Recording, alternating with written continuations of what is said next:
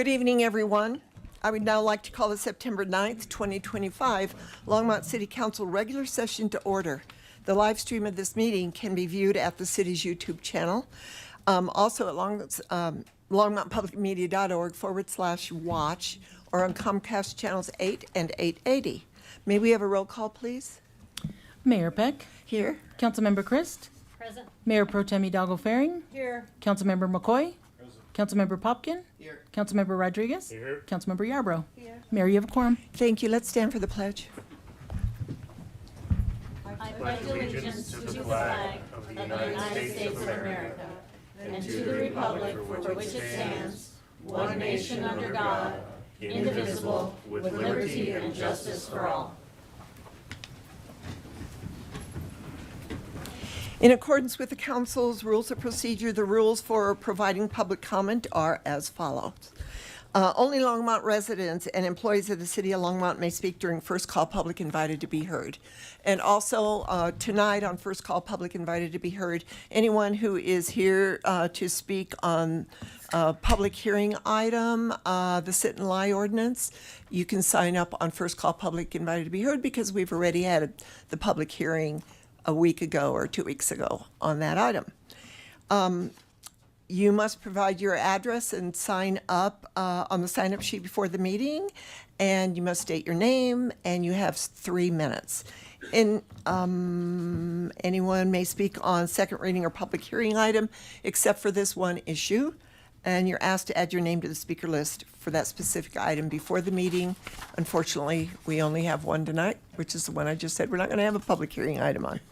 So, there you go.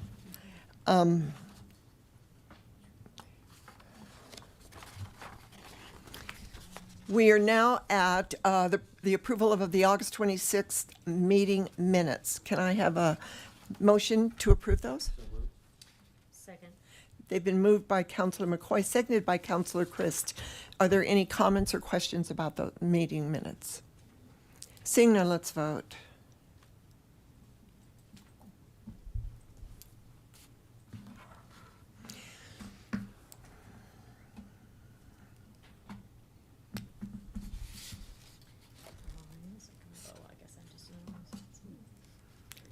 Is everybody able to vote?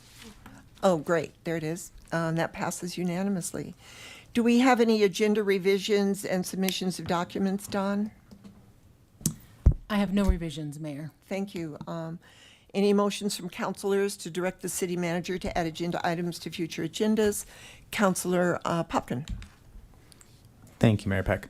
I don't have a motion for the city manager, but I actually had a question.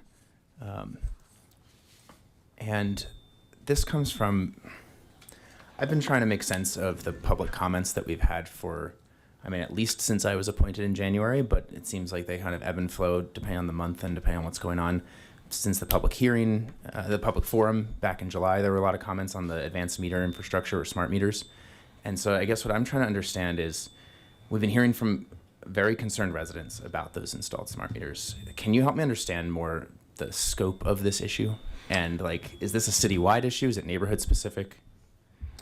So not a citywide issue. I think when we look at the scope of this, I want to say, and David can help me, we had a number of people choose the opt-out provision in this. And I would say that's probably in the hundreds. And David, if I missed that number, come up and tell me what that number is. He's coming up.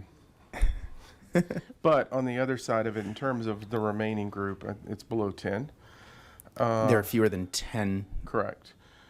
And of the group that is remaining, 2 of those locations, the meter is actually not on the house.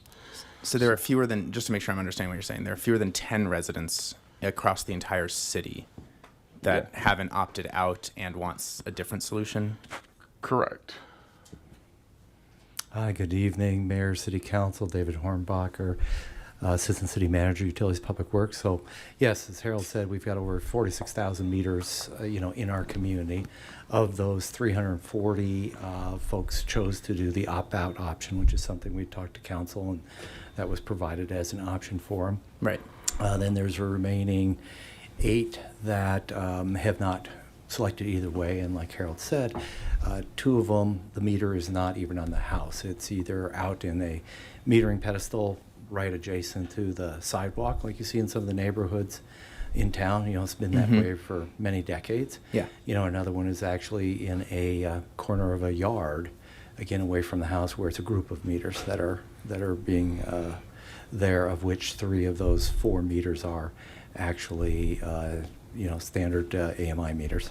Got it. And so it sounds like is it true that other than the opt-out option, like the city isn't doing much here? Like what is the city doing to address the So- concerns that have been raised? Yeah, so understanding the scope and seeing that 2 of the meters were not on the home, I mean, or, you know, we said, okay, what are our options to look at? So I asked David to look and create other options where you can locate the meter where it, again, is not on the home at an off-site location. And obviously, the cost of that location will be borne by the individuals that are requesting it. Gotcha. And then one of the solutions that has been asked about before is this is the concept of an analog meter. I presume that's what we had for a while here, and we know that those work. Like, is that an option for folks? So they are no longer producing the analog meters. You can still find those meters, but they're not new meters. They're refurbished meters. And so when you look at it, that's the other challenge as well, because there's you never know the quality of a refurbished meter. And just to add to that, the opt-out meter is devoid of any communication device. It's not something that's in there and turned off. It is just not part of the meter manufacturer. Okay. So that's really not an option then from a utility system management standpoint? What is not an The option? analog meter? I mean, like the city can't go out and buy these? I would be hesitant in getting a refurbished meter because, you know, one of the things you get the protection of the manufacturer's warranty, and that you lose in that process. From like a malfunctioning meter or fire or electrical like problem? That would be my concern.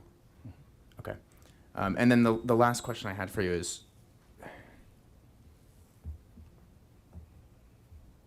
what's the like, it sounds like the residents that have come and spoken to us sound exasperated and frustrated and really like just devastated by what's been happening to them. And so what is the process that they had or have to address a concern if they disagree? Extensive processes going through appeals at different levels. The last appeal was one that actually under ordinance goes to me or my appointee.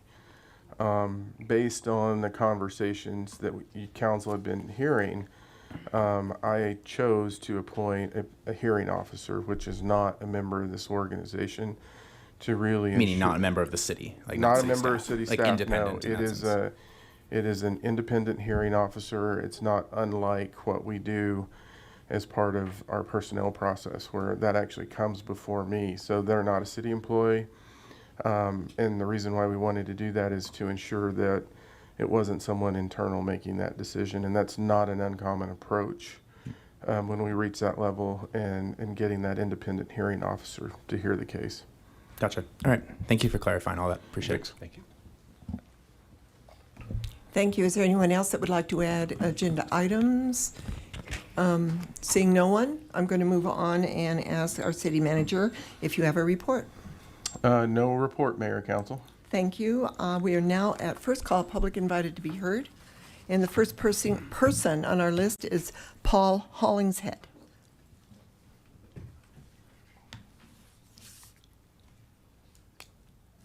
Good evening. I'm Paul Hollingshead, 3800 Pike Road here in town. I'm one of the creative community that Longmont Public Media has nurtured. The facility and staff at LPM give the people you represent a chance to express themselves through video, audio, music, and podcasts. It is LPM volunteers that film the town's parades, street festivals, farmers market, and fair activities. It will be members of that community that will pull Sundance Film Festival activities to our town. LPM has provided real-world experience for aspiring students from the SVVSD Innovation Center. Discarding that functionality is a bad move, in my opinion. My way of giving back took place last night. I led an audio editing class for a small group of Longmont creators. I wrote the course material knowing that it could be useful not just on one occasion, but in multiple sessions as others want to learn media tools. Besides being useful for them, it was a creative outlet for me. That is only one chunk of instructional material that LPM makes available to interested citizens. I see benefit in actively helping Longmonters communicate and express themselves. After 35 years of being cloistered with engineers, it has been broadening for me to get acquainted with a diverse sample of my neighbors at LPM. I have learned things about others and about myself. I would like to see the additional things that Longmont Public Media does be continued as a way of making our community richer. Thank you. The next person is T.G. Lewis.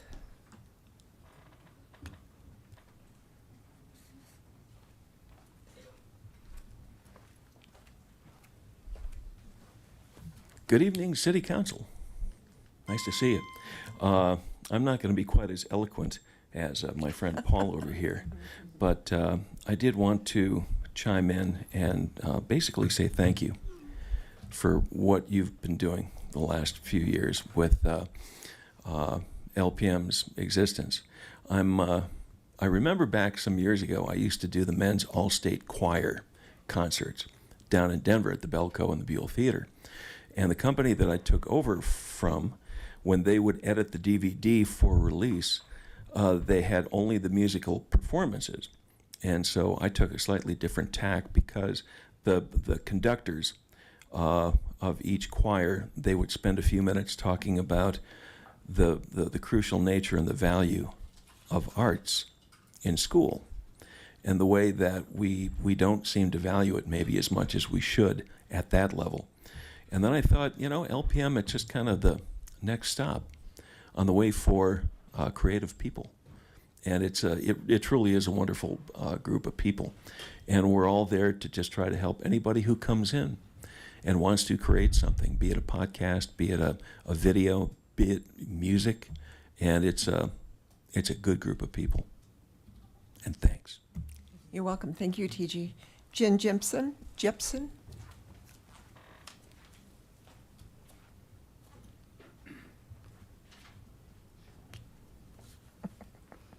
Hello, thank you. I'm Jen Jepson, the Director of Recovery Cafe Longmont at 402 Kimbark Street.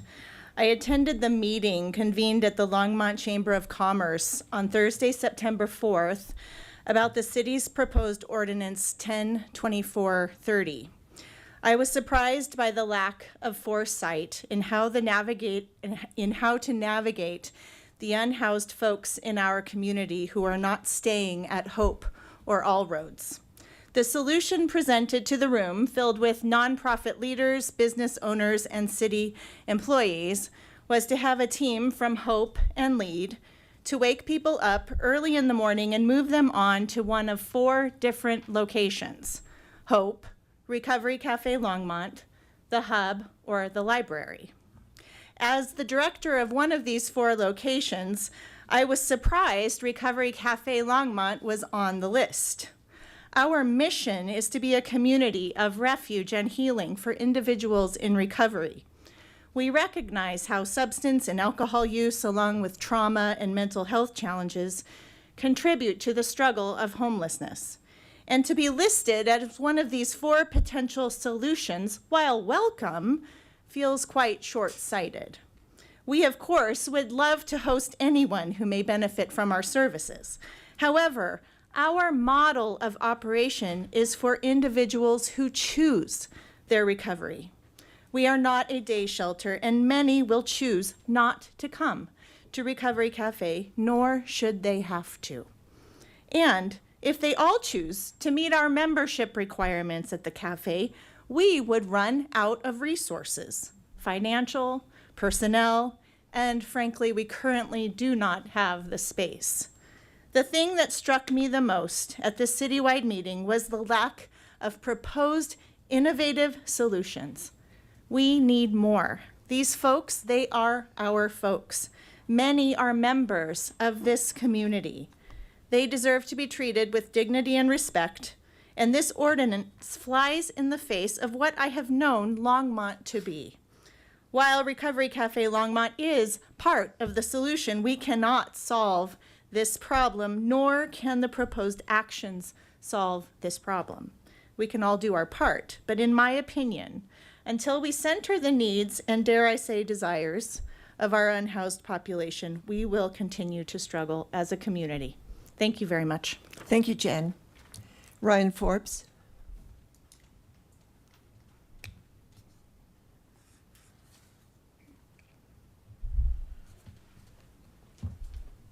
Ryan Forbes, 2220 Water Song Circle. I'm on the board of a Recovery Cafe. I also work on Main Street, and I was also at that same meeting that Jen was at. And I feel the same way, that they're basically that's not the way we're going to solve the problem. And also, one of the main things that came up throughout the meeting was that we're going to figuring out, we're throwing all our resources at the city is going to throw all of its resources at this problem because it is a big problem. It's hard on businesses, and it's also, we want to do it in a compassionate way, so that we're not hurting citizens within the city. However, I feel strongly that there's a lot more prevention that can be done going into it. One of the biggest issues is just that between the hours of 8 p.m. and 8 a.m., there's not even a bathroom for someone who's unhoused to use, let alone a bed to sleep in. So that leads to all sorts of other complications that they have to deal with and navigate while they're out. And then and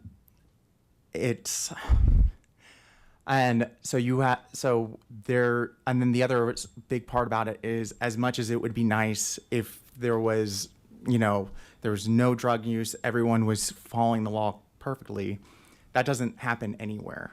So having safe use spaces so that we can, when people do choose to use substances, they're monitored, no one dies. And also, if someone decides that they're going to pick up a rock and start throwing them through the glass of local businesses, that's when authorities can be contacted before something goes wrong and before businesses suffer, rather than after it's already happened and after there's already costs.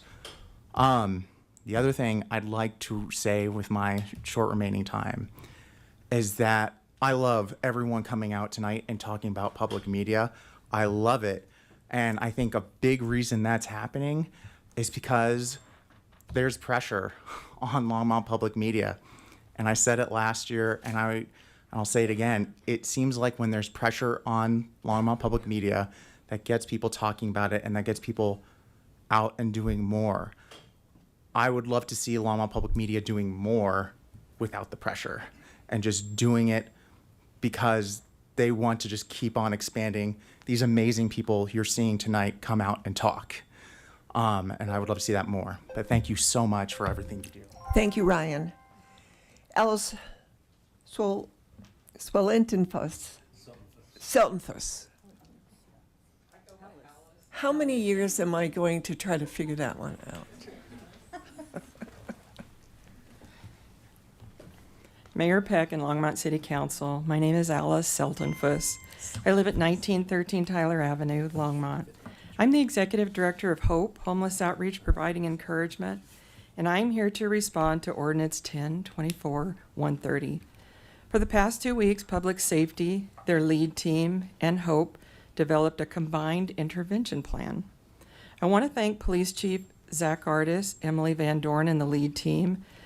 David Kennedy and Sarah Arney, and all the other public safety staff that participated in this effort to respond to businesses and to assist individuals causing possible issues. I appreciate that Alberto Mendoza and Christina Pacheco with the city also attended some of the work sessions. And I thank our licensed social worker, Ellie Lunkenheimer, right there, for doing all the work towards this. The combined interventions plans look good, and I hope we use it. Before our collaboration, Hope staff believed that educating unhoused folks about the parks rules was the answer to moving them from the businesses back to the parks. While collaborating, these things were made clear to all of us, public safety and Hope. Number one, referring unhoused folks back to parks instead of the walkways would undo all the work public safety has done to help the parks be safer and inviting to everyone, including the neighbors that live in that area.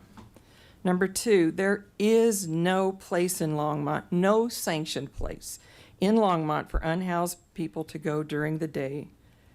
Having to move along means they are going somewhere else that also might not be allowed. Number three, the ordinance will disproportionately affect unhoused people the most. The majority of unhoused people on our streets are from Longmont. They call Longmont their home. Therefore, Hope will put efforts towards these interventions and many, many more. Number one, not taking care of their tickets will cause issues for everyone. The business meeting September 4th, held at Longmont Chamber offices, which we were supposed to be fearful of, was exceptionally positive, and we appreciate the business leaders that came. Number three, about 4 to 5 years ago, diversion warnings were given out instead of tickets for minor offenses to meet the next day at the lead office. Diversion works, in my opinion. Restorative justice works, and it is something offered at Bright Collaborative at 528 Main Street. Monday, yesterday, all my staff worked at visiting North Main Street businesses, and we will continue to hand out helpful information. Thank you, City Council. It's up to you. Thank you, Alice. Strider Benston.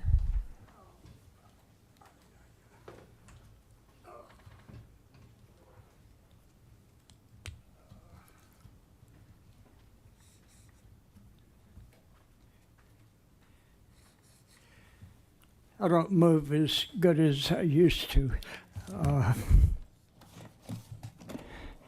In your 9th decade, that happens. Strider Benston, 951 17th. A couple of things. One, when the government kills people without a trial, that used to be called lynching. Now it's called drug interdiction in the Caribbean.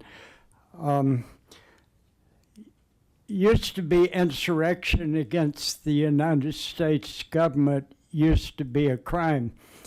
Now it becomes the ICE. The main leaders of the insurrection were the Proud Boys, who used to be the Ku Klux Klan, but they lost in court and had to dissolve, and so they became the Proud Boys. And I just learned a couple of days ago they are being trained to kill Palestinians in Palestine, and then they're learning to function as a unit. Secretly, of course, they all wear masks. Funny, a couple of the countries in the world that police don't wear masks is China and Iran, of all strange things.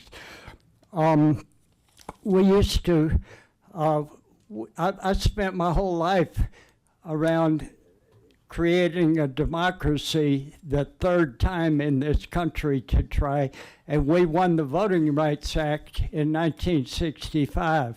Now, John Roberts, who became head of the Supreme Court, is basically spent his whole life to destroy that. They've already wiped out Section 2, Section 4, and Section 5, and they're going to try in October the 15th to destroy the rest of it. So exterminate the right to vote, and what do we have left in this country? William Howard Taft basically created, it didn't create, but he made the shadow docket the primary thing of the Supreme Court, what they're doing now. They bring a case, no argument, no evidence, no discussion, and the public does not know what the heck they're doing, and then that can become law on a temporary manner. Temporary lasts forever.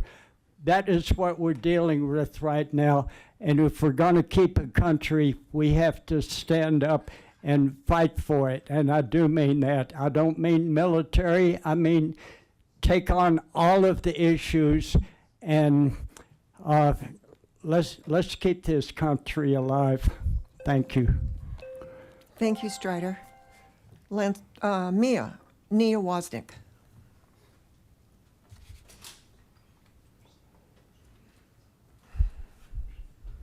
Good evening, Mayor, Council. Nia Wasink. I'm at 1471 Alpine Street. First off, I want to thank many of you who reached out, who called to chat about your agenda item 10B tonight with me, sit and lie ordinance. Tonight, I'm appearing as a private citizen who cares about this issue, who cares about the unhoused in our community, who cares about how we show up as a city. As city council members, I think one of your most important things while you're thinking about ordinances, policy, legislation, is this going to be effective? Is this actually going to meet the goals that we're setting out to achieve? In looking at pretty significant evidence and reading transcripts from past meetings, it seems like the thing we're trying to solve for here are business calls to 911, them asking for our local public safety to move people along. In looking at national research, sit and lie ordinances do not successfully do that. Businesses 1 to 2 years following the implementation of a sit and lie ordinance continue to say that it is an issue and they have not seen improvement. So if that is what we're trying to solve for, this ordinance is not going to elicit those results. I also think we need to look at what are the unintended consequences of something like this.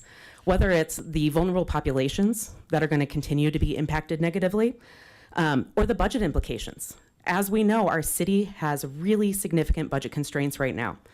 This same study looked at what it meant for cities to implement sit and lie ordinances, and they saw significant financial increases required to man the calls for service. So as we are looking at our budget in the next year, I'm curious to how are we going to manage this? How are we going to invest additional dollars into public safety to actually enforce this ordinance? As my friend Jen mentioned, it also means an added burden on our area nonprofits. And I don't think it can be overstated that they are under significant pressure right now. Their resources are being cut left and right, whether it's state, federal grants, private philanthropy, and a massive increase in needs. So our sector is already consolidating. You've heard about programs getting cut from partners like the Hour Center and All Roads.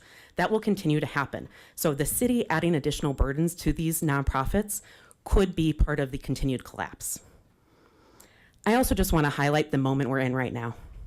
We're in a moment where LGBTQ+ folks are under fire, where our neighboring city is pulling pride flags. We're in a moment when we have people scared to leave their homes because of ICE detention. As a city, I don't think we need to further criminalize our unhoused populations. This is a time for us to come together as a community.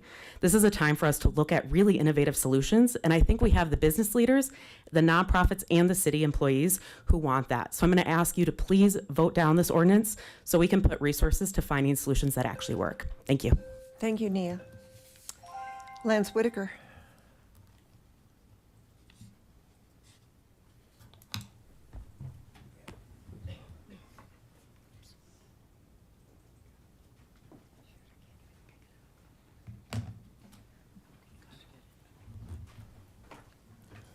Hello, Mayor and Council. My name is Lance Whitaker, as you all know. I live at 1750 Collier Street in Longmont, Colorado. Been a resident of Longmont for over 40 years. And I am here to tell you today is National Wiener Schnitzel Day. It is also National Ants on a Log Day, which is celery, peanut butter, and raisins for some odd reason. And it's also National Teddy Bear Day. So all the Care Bears would like to also remind you that it is Share Your Care Day. So share your care, I guess. I'd also like to see fruit trees in parks, as you all know. And have a good day, and thank you. Thank you, Lance. Steve Altshuler.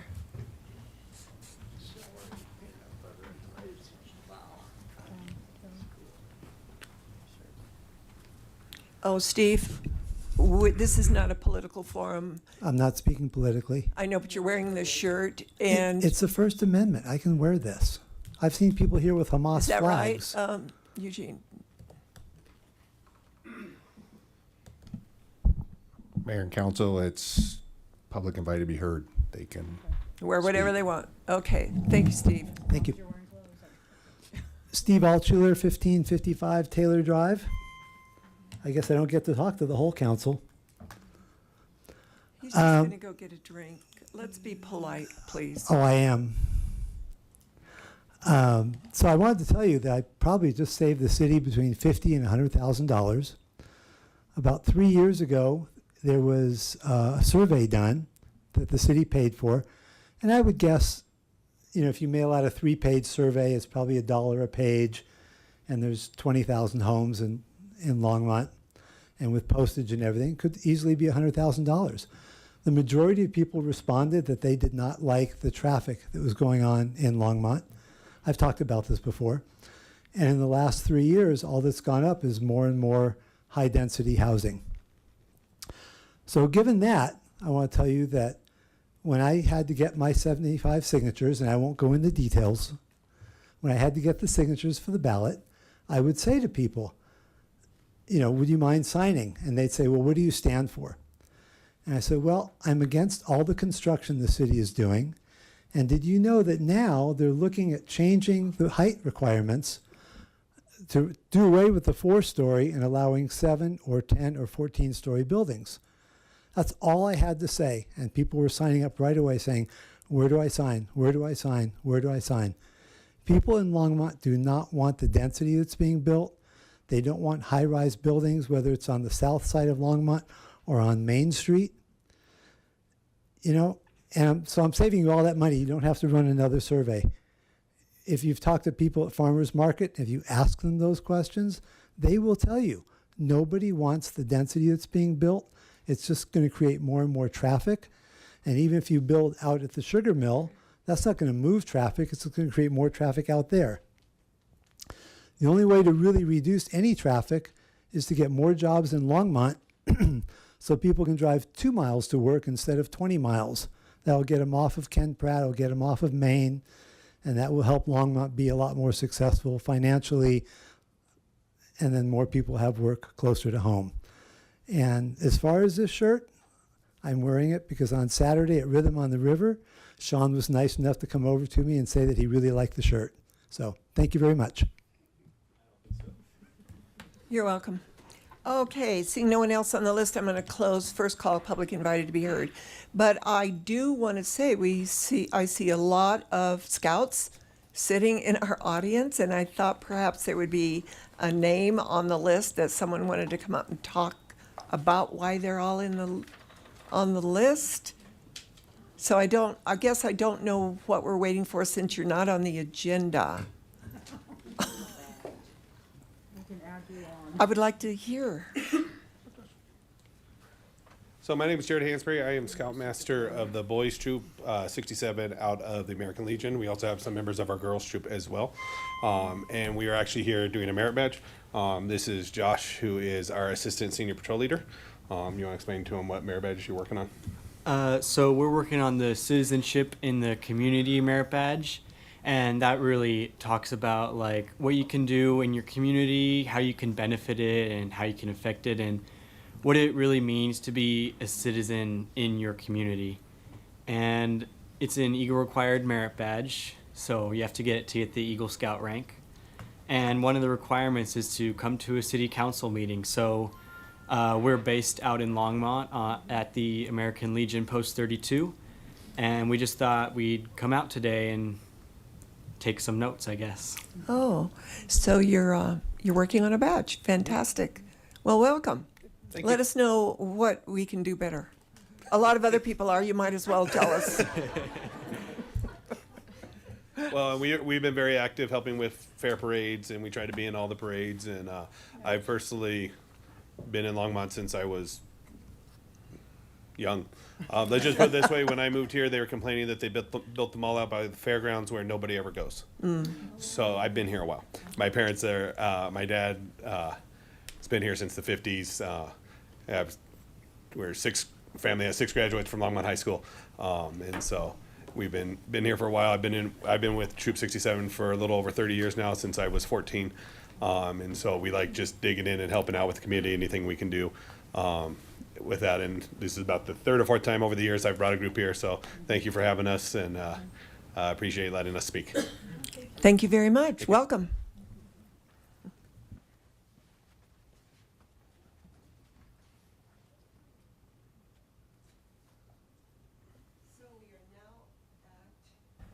Our consent agenda. Would you mind reading the consent agenda into the record, please, Don? Absolutely, Mayor Peck. The second reading and public hearing for all ordinances introduced on this consent agenda will be held on September 23rd, 2025. Item 9A is ordinance 2025-52, a bill for an ordinance organizing the Harvest Moon Business Improvement District, providing for an election of the Board of Directors of the district, and approving the 2025 to 2026 operating plan and budget for the district.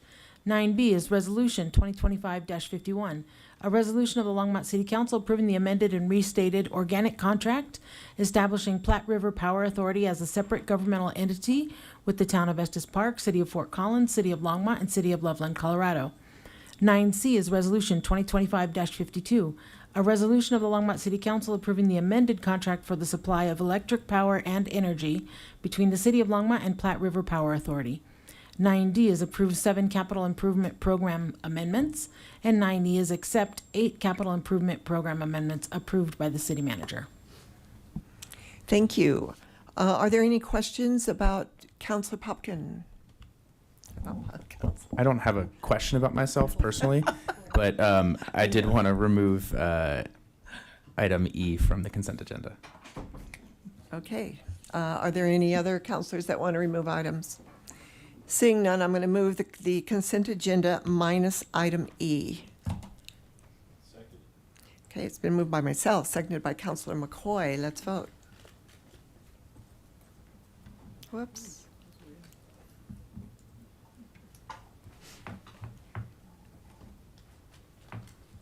And that passes unanimously. Thank you.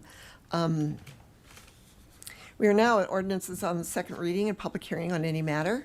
The first one is a bill for an ordinance making additional appropriations for expenses and liabilities of the City of Longmont for the fiscal year beginning January 1st, 2025.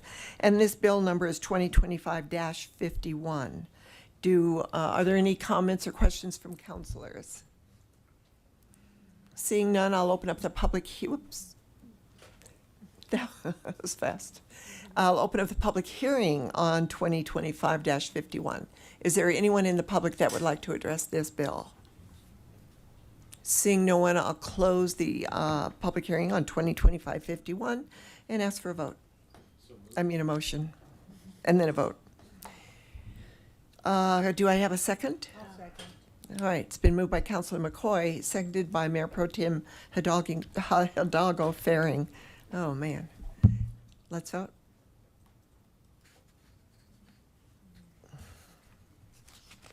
And that passes unanimously. The second one is a bill for an ordinance amending Title 10 of the Longmont Municipal Code by adding Section 1024-130 concerning sitting or lying down in commercial districts. Are there any comments from councilors? Mayor Pro Tem Hidalgo Faring. Actually, I have a question. Are we going to have a presentation on this? Okay, so then would we have time after the presentation to ask questions then? Oh, great. Yeah, thanks. I'll invite Zach Artis, our Public Safety Chief, to address us.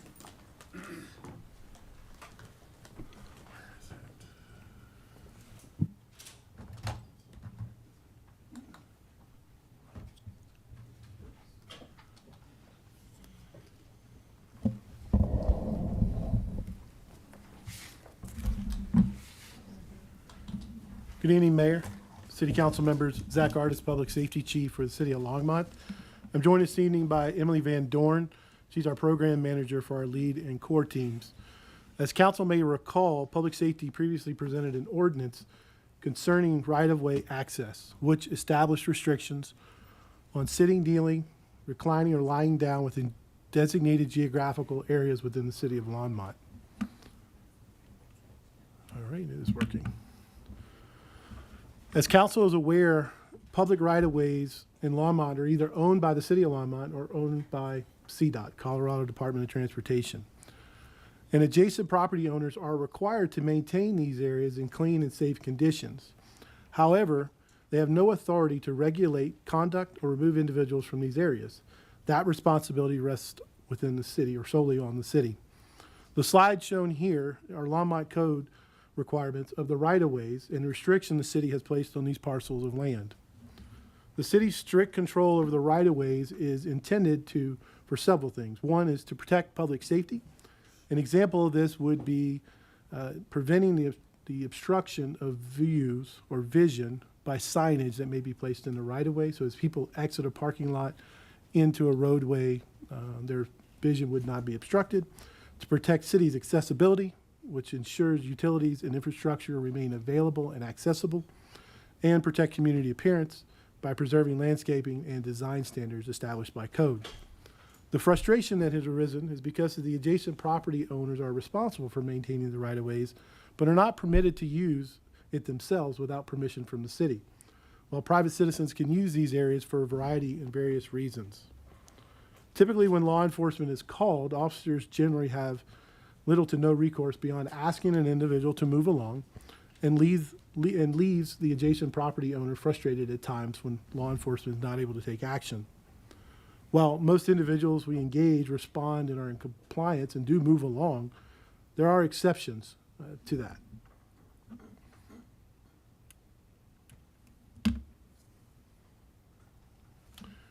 Recently, CDOT informed the Longmont Police Department that its willingness to sign an affidavit and provide free signage for all of CDOT-owned right-of-ways in the city. This would include such areas as Highway 66, Highway 287, and Highway 119, some of the same roadways and areas that are being proposed in this ordinance. CDOT does have a plan in place to put signage, the no trespassing signage, in their right-of-ways on Highway 287 and Highway 66, both north and south, east and west, just outside the city limits. There is no date at this time of when that's going to come, but there is a plan in place by CDOT to put that signage on the outskirts city limits of Longmont, out into the county. CDOT's affidavit is much broader than the city's proposed ordinance. Under CDOT's rule, no one could be allowed in the right-of-way.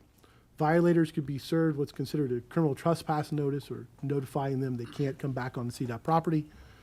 And then cited or charged without any additional warning if they were located back on CDOT's property in the future. By contrast, the city ordinance applies only to limited areas and only to specific geographical areas, and restricts individuals from sitting, lying, kneeling, reclining in those areas. And officers must first ask the individual to move, and as long as they comply, no enforcement action is ever taken. In short, CDOT's affidavit creates a blanket ban on all activities, while the city ordinance takes a much more narrowed, measured approach focused on making citizens' use of right-of-ways in line with our expectations on our business owners. The designated areas on this ordinances that are listed here were selected based on the calls for service the public safety was getting and the concerns that our business owners brought to our attention.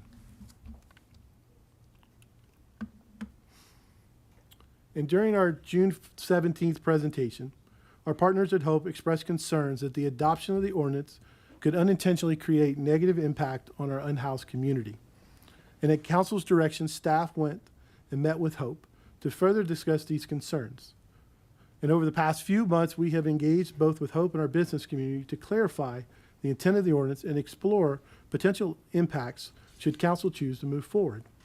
And as Alice has stated earlier, her and her staff have done an amazing job in communicating with us to try to find alternatives in how we can engage our unhoused community.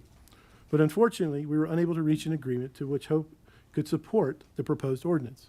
However, those conversations led to a greater and stronger shared commitment to collective engagement with our unhoused community.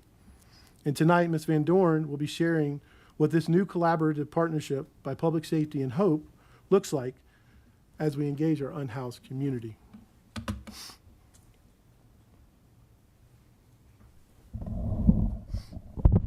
Thanks, Zach. Can you guys hear me okay? Okay. So the ordinance, as Zach had said, the ordinance originally discussed on June 17th has raised concerns about unintended impacts. One of the most important parts of this work is listening and adapting to the community we serve.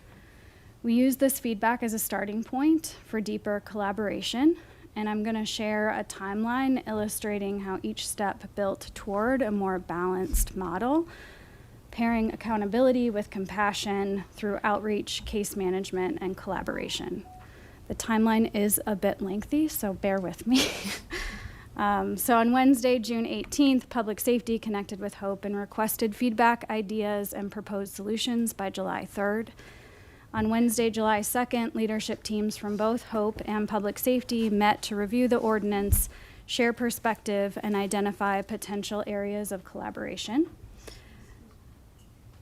Excuse me, could you just move that microphone closer to your mouth? Yes, I'm sorry. There we go. All right. Now I can hear my own voice. Okay. From July 2nd to July 28th, Public Safety and Hope staff collaborated to explore possible engagement opportunities and approaches. On Monday, July 28th, Hope and Public Safety work groups and leadership met to hear the initial proposal. And while progress was made, the group was asked to continue refining their recommendations and work toward an agreed upon solution. At that meeting, our conversation shifted from a what instead of the ordinance more to a what alongside the ordinance conversation, simply because it was clear we were not going to be able to build a 24/7, 365 plan or even a limited hours, 7-day-a-week plan. So understanding our limitations, our partners in law enforcement, businesses, and the community at large needed a reasonable amount of structure to address problem behavior while balancing compassion and a service-first approach. From July 28th to August 18th, Public Safety and Hope staff continued to work together, focusing on practical strategies. We did a test where we paired a Hope outreach worker, a public safety peer case manager, and a law enforcement partner in a non-enforcement capacity to work together to respond to calls for service and engage individuals in areas adjacent to right-of-ways. Although this limited data set due to staffing constraints didn't give us all of the answers, it did serve its purpose, and it provided some information and guided the work groups to be able to figure out where a good starting point might be. On Monday, August 18th, we reconvened to develop a concrete proposal guided by information that we learned from the test. Ideas were challenged based on resourcing and philosophy, and we left that meeting agreeing we would come back together the following week with an outcome of the upcoming meeting, that concrete plan. We needed to move forward, and we wanted to incorporate that feedback, insight, and the concern for capacity. So on Thursday, August 28th, Hope and Public Safety work groups met, and we left the meeting with a plan. We developed a starting point for shifted operations centered around reducing harmful encounters, connecting people with resources, and allowing our law enforcement to focus on safety priorities. We'll share more about where we go from here and those shifted operations in our final slide. So then finally, on September 4th, as you've heard from other leaders and community members, 2 of our team members, along with Public Safety and Hope leadership, presented our proposal to businesses and nonprofit partners to initiate that further collaboration and feedback.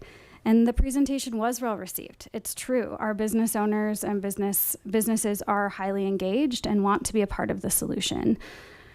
I feel confident saying that both Hope and Public Safety agree our collaboration is a good starting point, and the response plan, similar to our LEAD program, is built to be agile, responding to community needs through data-guided decisions and shared responsibility across sectors.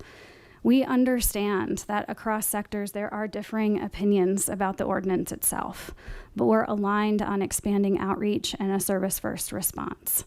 Our plan aims to balance accountability with compassion and continue engaging cross-sector dialogue so no work group is trying to solve this problem or address it alone.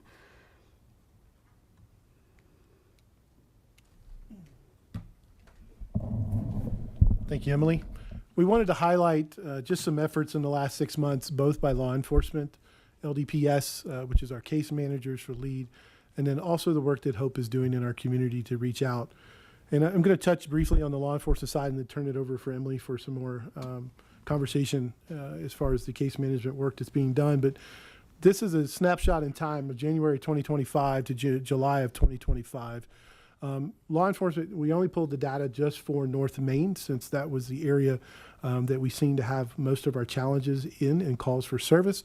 As you can see, we had 450 calls for service on unhoused individuals.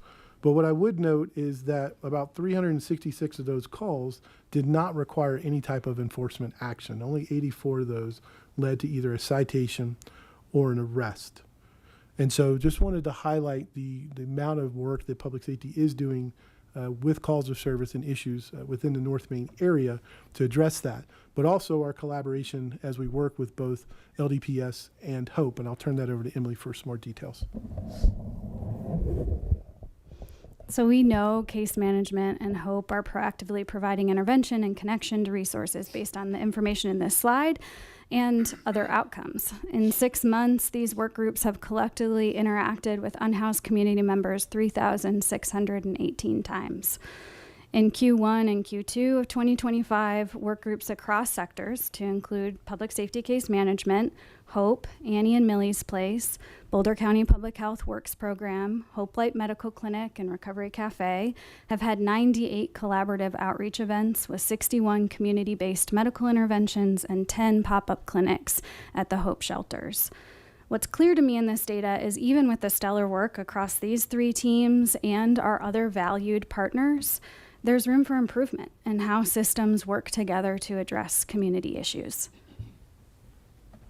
That's okay. So as stated many times, we all agree operational changes to expand partnership are a good thing. The operational changes I'll outline here are a starting point to build a broader positive impact. Just as we've worked alongside other ordinances, such as the standard of behavior, shopping carts, and the camping ban, I can speak for public safety case management that we believe we're able to work alongside this ordinance. What you'll hear is a new, more intentional effort in our outreach to address the needs of our unhoused community members. So 5 days a week, public safety case management staff will adjust their starting hours to engage unhoused individuals along right-of-way and adjacent property.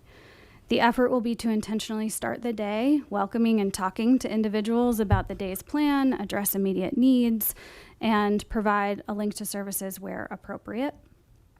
This start time and intention was guided by the test response we did in July. After 12:30 p.m., public safety case management remains available over the radio until 5 p.m. each weekday. However, they will be balancing other participant and operational responsibilities versus doing this intentional engagement along right-of-ways. 2 of the 5 days, public safety case management will be paired with a law enforcement partner in a non-enforcement capacity.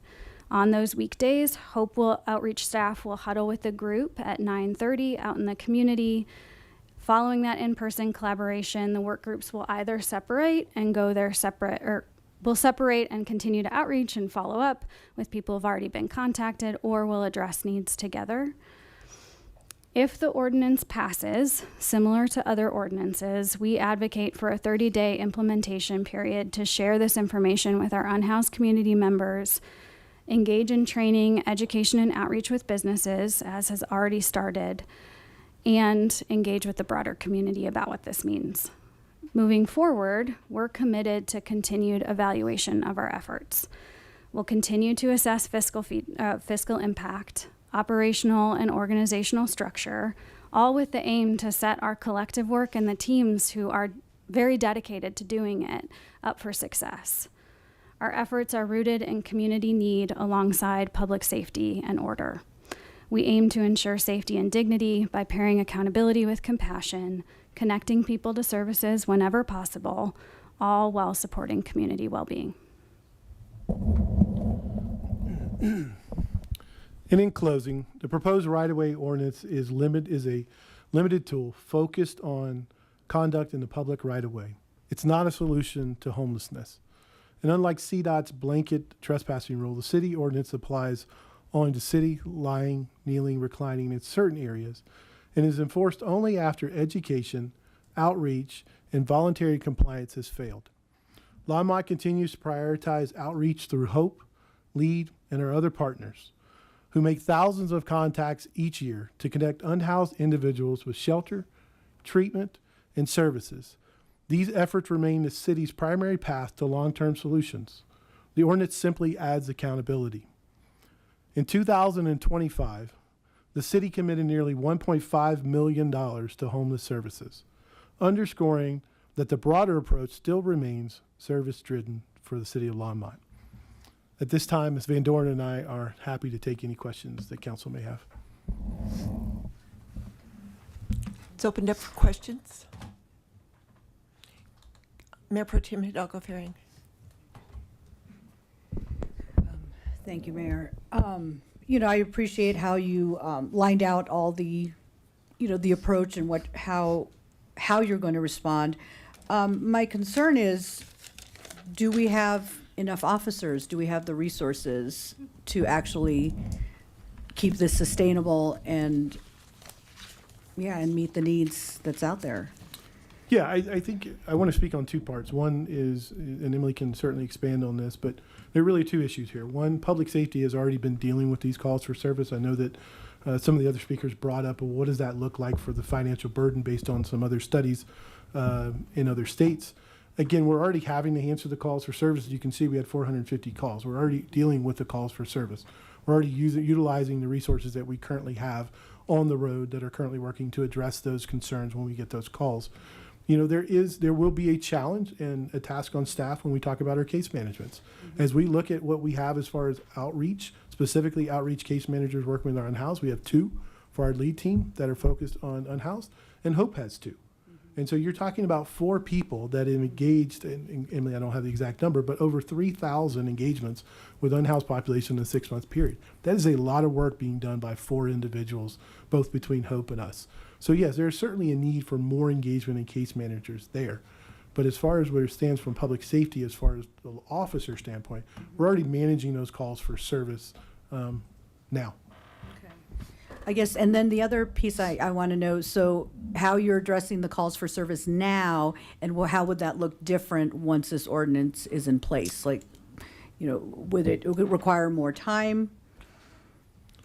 Yeah, so I Longer think engagement, so it's more time on that spot, but if you could just kind of compare the two. yes, ma'am. And if I don't answer your question, please stop me and then I'll try to clarify it. What we're hoping is when you look at the 450 calls for service, our goal based on the time frame that both Hope and LEAD identified is really where we're getting the bulk of our calls for services, right? Businesses, people are starting to show up, community's starting to wake up, and then we're starting to get calls for service. The goal is that our lead and our Hope case managers, as they go out and engage, are hitting that time frame so public safety doesn't have to pick those calls up. They're getting resolved prior to law enforcement being notified. So I don't know if that answered your question or not. Yeah, I guess, so they still come out, but I guess I'm wondering the interaction time. So an officer would be at that particular location longer after this ordinance is in place. Am I making sense? Yeah, not necessarily in my Okay. mind. I think a little bit is time will tell, and Yes. we'll get data based on the calls for service and how we respond. But How I envision it happening is, yes, we'll be doing the early morning hours proactive time. Our team has been over the radio trying to be accessible to law enforcement for a variety of calls, not just unhoused calls, for almost 3 years now.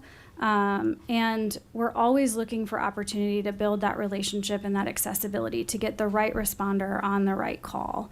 We value that our law enforcement need to be focused on safety priorities with resourcing stretched as thin as it is, and even if it's not, right? And so we've tried as a department, and I think we're really committed, as evidence to our co-responder team and our case management team, to trying to look at what other resources and subject matter experts can address somebody's need when it isn't purely safety, right?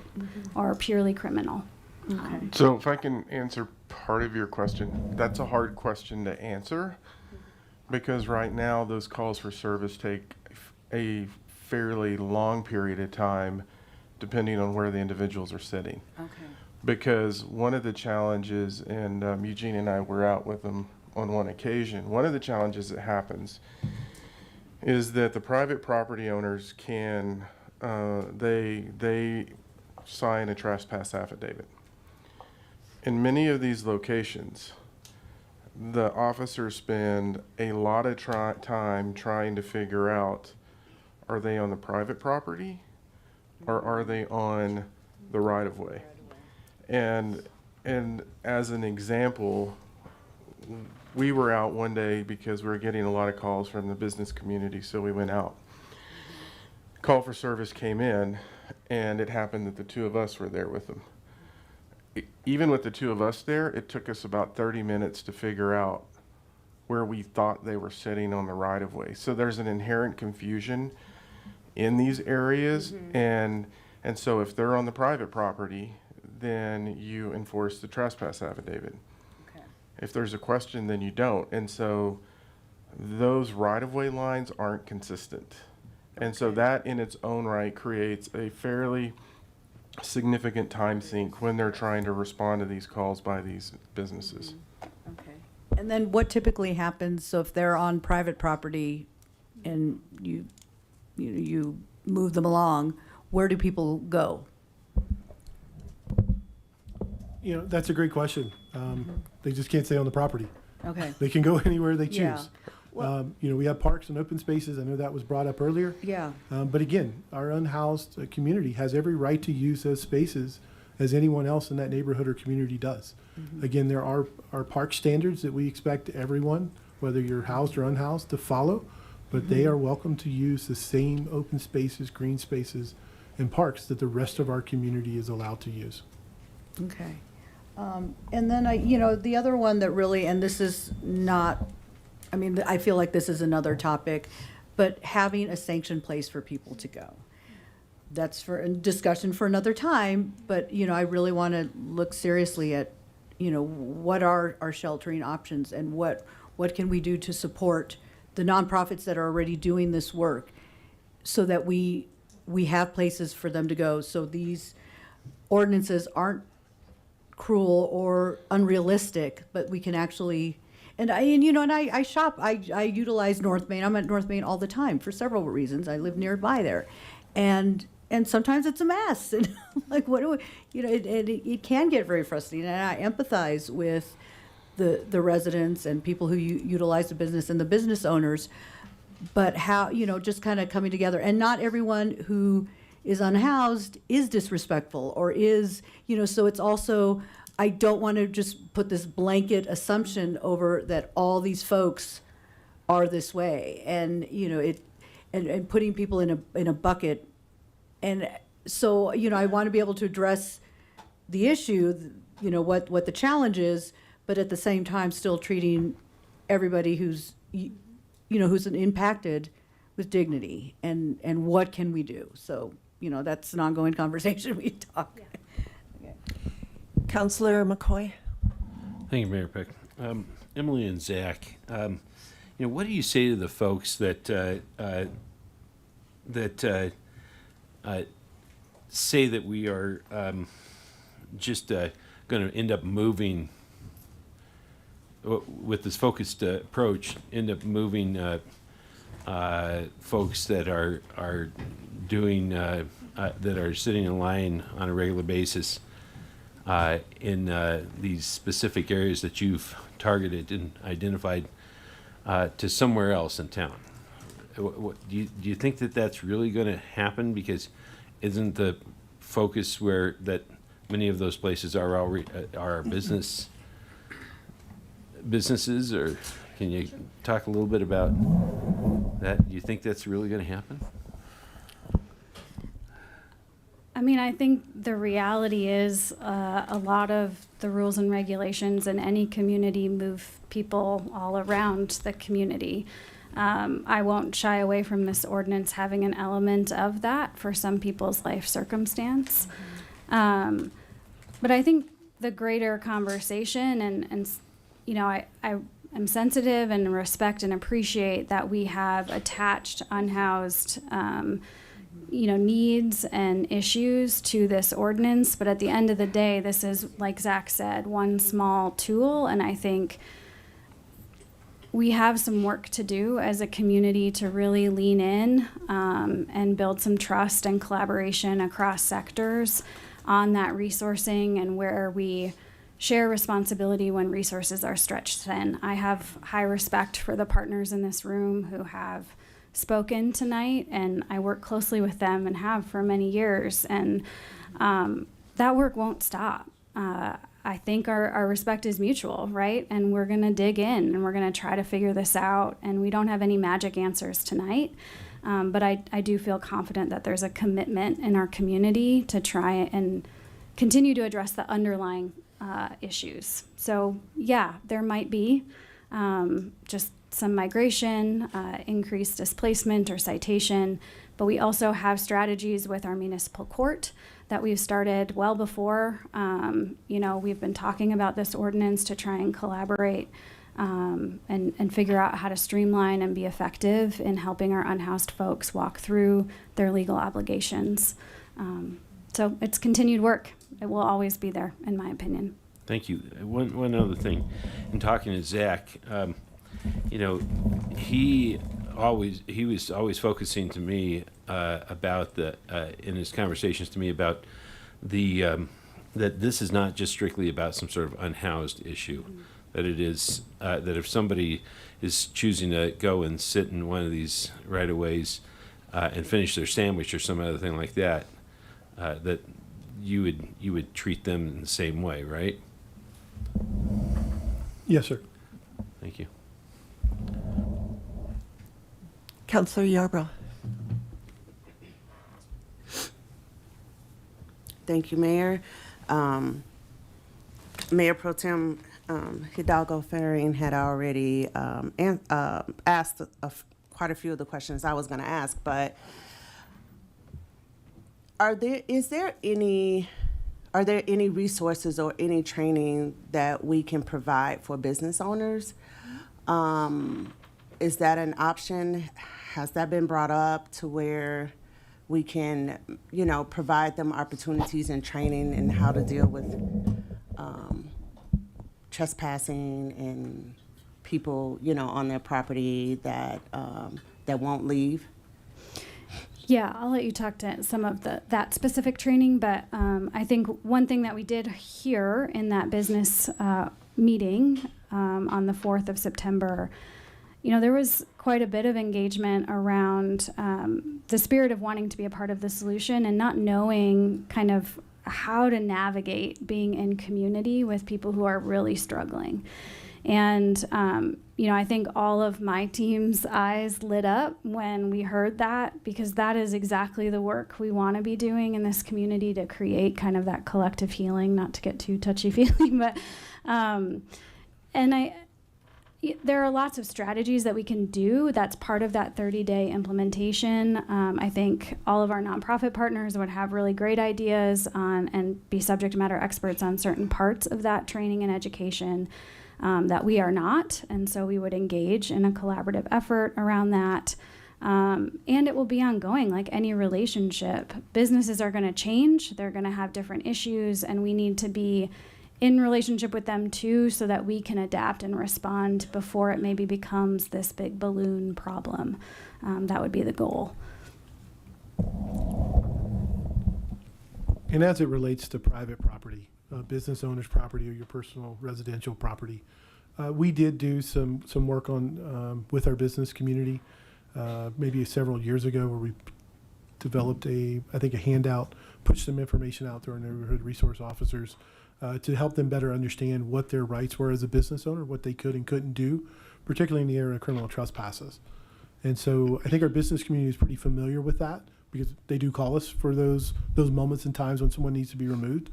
And so really this is part of that, as Emily was talking about, and what we heard from our business community. I think this was a gap that we identified, is we need to be more engaged with our big business community, hear what they have to say, because they do want to be a partner in this piece. And so I think that's one of the evolution of having the conversation that we did with all of our partners, is that this is a need that we have, both from a public safety standpoint and our nonprofits, to have more engagement and hear the voice of our business community. Yeah, so back to Mayor Pro Tem, to that point, are we also training them and teaching them how to express to them that in a kind way that there are other areas that they can, that they can guide or direct those people to go to, people who, instead of calling you all, is there a way that they can, I think that the training is very, very important in teaching and fostering community in general. And then also when those business owners or private owners understand, like, they can guide them and say, hey, the park is right up the street, or this is where you can go. I do agree with you about it would be nice to have a facility, but we don't have a facility. But just understanding that we are all in this together, and that means a lot. Before you answer that, I want to get my other question out before the mayor start timing me. Good point there. What happens after the 30 days? Like, what are you looking for? What is the end result? What is after the implementation? What data are you looking for? You know what I'm saying? How do you know that you have arrived of implementation and we can move forward? For implementation, or do you continue on until you get to where you need to be? Yeah. So as a city, us as a city. So that implementation, or the 30-day period, to me is just to make sure we have our ducks in a row. We've got staff schedules figured out. We've got who's the officer pairing up with people. We've engaged with business owners. And now we're really feeling like, okay, we got the green light. We can go. Our operations are solid. Now. I'm sorry, what does the green light look like? I think it's just the date that we pick. Whenever this is, potentially in place. In terms of moving forward, I think some of the data that I'm looking for to know, are we reaching where we want to go, or are we heading in that direction where we want to go? Results in, it's hard to say. I think Zach has talked about a decrease in calls for service. If case management is over the radio, we may see more, traffic, whether it's considered a call for service or just interactions where they're calling themselves out or putting themselves on a call. So it's more that distribution, the more equitable distribution based on our resourcing. I feel like I'm not really answering your question with the green light. Okay. So maybe I can address that with you. So what we have typically done in the past, since the last 4 years I've been here, there's been several changes. We've had what I would call dramatic changes in our community, whether one is the camping ban that was put in place, whether it has been standards in our parks, changing the hours, and then of course we have current standards in our buildings that also apply to our parks. But then we also have what I call buggies, we come from south, but grocery carts, where we had those becoming an issue and a problem with our disappearing off of properties. What we did is we did a 30-day educational piece, and that was done. Some of that was done by Hope, our partners. along with staff and law enforcement, going out, educating individuals that we found to be non-compliant, and giving them the understanding that, hey, this can't happen. Moving forward on this date is the date that this would take effect, meaning that after this date, you're likely to be held accountable, charged, receive a citation, or be criminally trespassed from the parks based on your behavior. And so when we talk about that 30-day ramp up, it is simply picking a day. As if council passed, let's just assume council passed the ordinance today. Staff would go back, begin to work with our non-partners, creating a schedule, and we would begin to immediately go out in the community, engage individuals that were in violation of the ordinance, and begin to educate them that in 30 days from to date, that we would begin to enforce that ordinance. And so it's that educational piece that we have done other times where the city has made it what we think is dramatic change, would affect people. And we've educated them in that 30-day period, not much like we didn't do with our traffic cameras recently, in giving a grace period of educating folks that, hey, these are here, here's the new standard. So again, that is the educational piece that we're talking about enforcing. And I want to go back to something that Mayor Pro Tem Susie Hidalgo Ferry mentioned is again, public safety doesn't deal with all of our unhoused folks. It's a very small majority of individuals that we deal with. And so when we look at those 450 calls, and I don't have the number in front of me, but when I went through it, we tracked the names of the individuals. And so while we may have a population of 150 unhoused individuals that are usually within our community, we're only dealing with a very small percentage of that. A lot of those are individuals we get repeat calls on. And so to her point, we're only talking about a very small group of individuals that would be non-compliant or potentially non-compliant, not our entire unhoused community. And so for us, that green light date is for us to give 30 days of notices, educate the community, and then move forward with the enforcement piece even after we've asked for voluntary compliance. Again, as you recall, the ordinance requires the officer to ask you, hey, could you please move on, before any enforcement action. So again, 30 days of education and explaining the ordinance, and then we still have to apply a request to move on, even after the ordinance is applied. And that's also training or providing resources for private owners and business owners. It is correct. And as you heard Hope and Alice talk tonight, they've already started to engage. And so again, that is that piece too.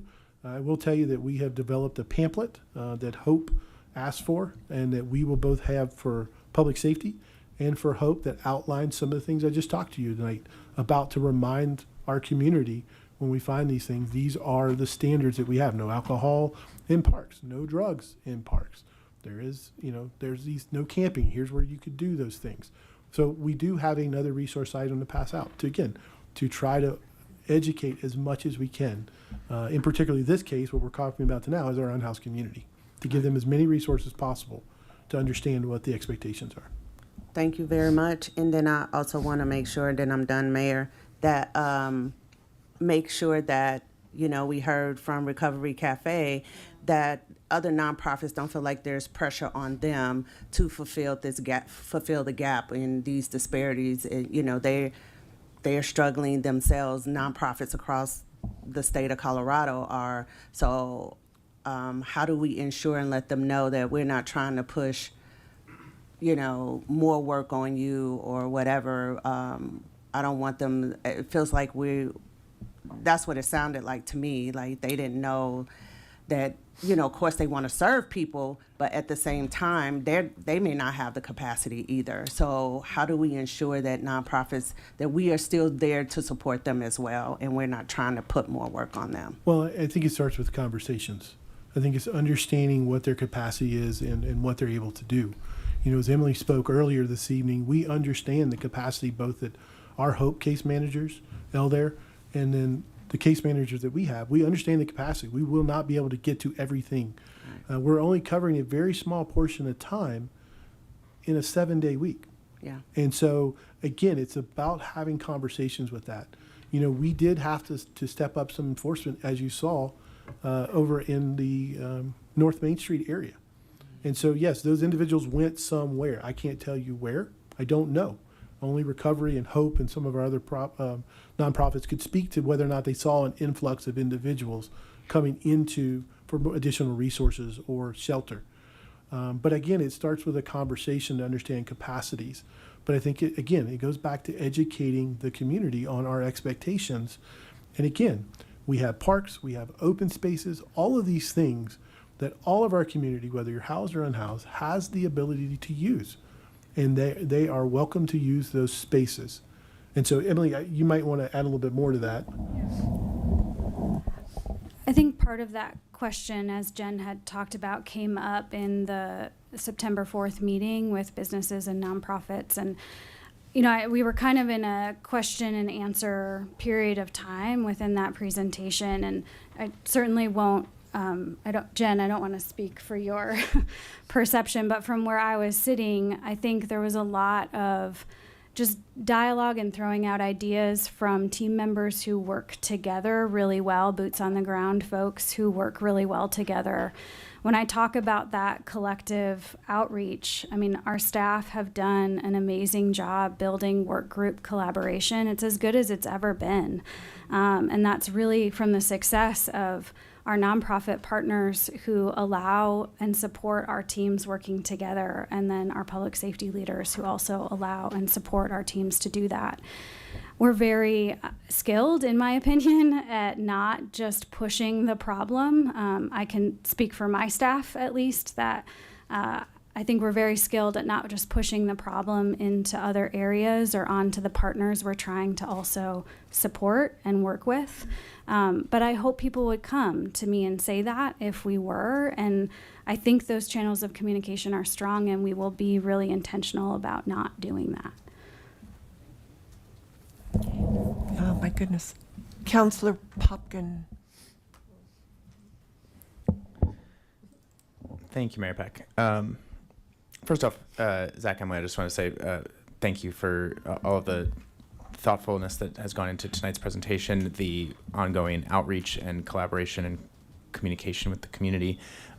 Zach, especially for the conversation that we've had via email multiple times. I sent we had a fairly extensive back and forth via email. And frankly, I would love to, that was just shared with council today. So I'd love unless council has an objection, I'd love to include that in part of the public record. I don't know. I haven't read it. Can we talk about that later? I don't know what the email says. Okay. It was an attachment providing responses to some of my questions. I think it's just. I don't know. I haven't read the. Okay. I haven't read well, the at some letter. point, I would like that added if And possible. remember that we need to wrap this up, folks. Yeah, that's fine. Most of my fellow council members have asked questions that I've already had, so I'm down to only 14. Anyway, I would like that added to the record at some point from a public education standpoint. Zach, I'm going to have a question for y'all. What level of increased services for people in need of support from enforcement action here, or from directional action, even if it's not enforcement related, are we expecting for groups like Hope and the Recovery Cafe or other nonprofit partners that would be directing there? I don't think I have a good number based on our interactions because things are so fluid between our partners. I don't know, Zach, if you have any call for service data that people aren't. Without the ordinance in place, it's hard to know what citations and then increased referrals to services might take place. Sure. At a minimum, it would be fair to assume that from business as usual currently, we'd expect an increase of services or support, right? To some level. We don't know what threshold or order of magnitude. So, and maybe I don't understand your question, so I apologize. Are you asking ask your question one more time? I want to. Sure, I'll ask it slightly differently. Is this an unfunded mandate for our nonprofit partners? Oh, I got you. I don't think the ordinance in itself is an unfunded mandate, because what we're simply asking folks to do is if you're in the right of way, we're asking you to move.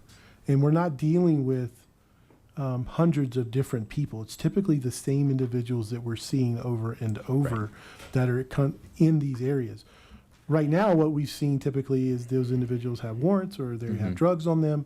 So again, I think what we're talking about here, when we talk about a negative impact on our nonprofits, our partners, is that there might be an impact, but I think what we're seeing, particularly on North Main, when we look at the data, I think what we see is we're dealing with a very small percentage of our unhoused population.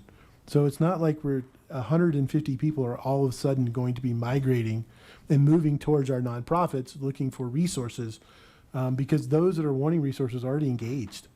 And so this really is...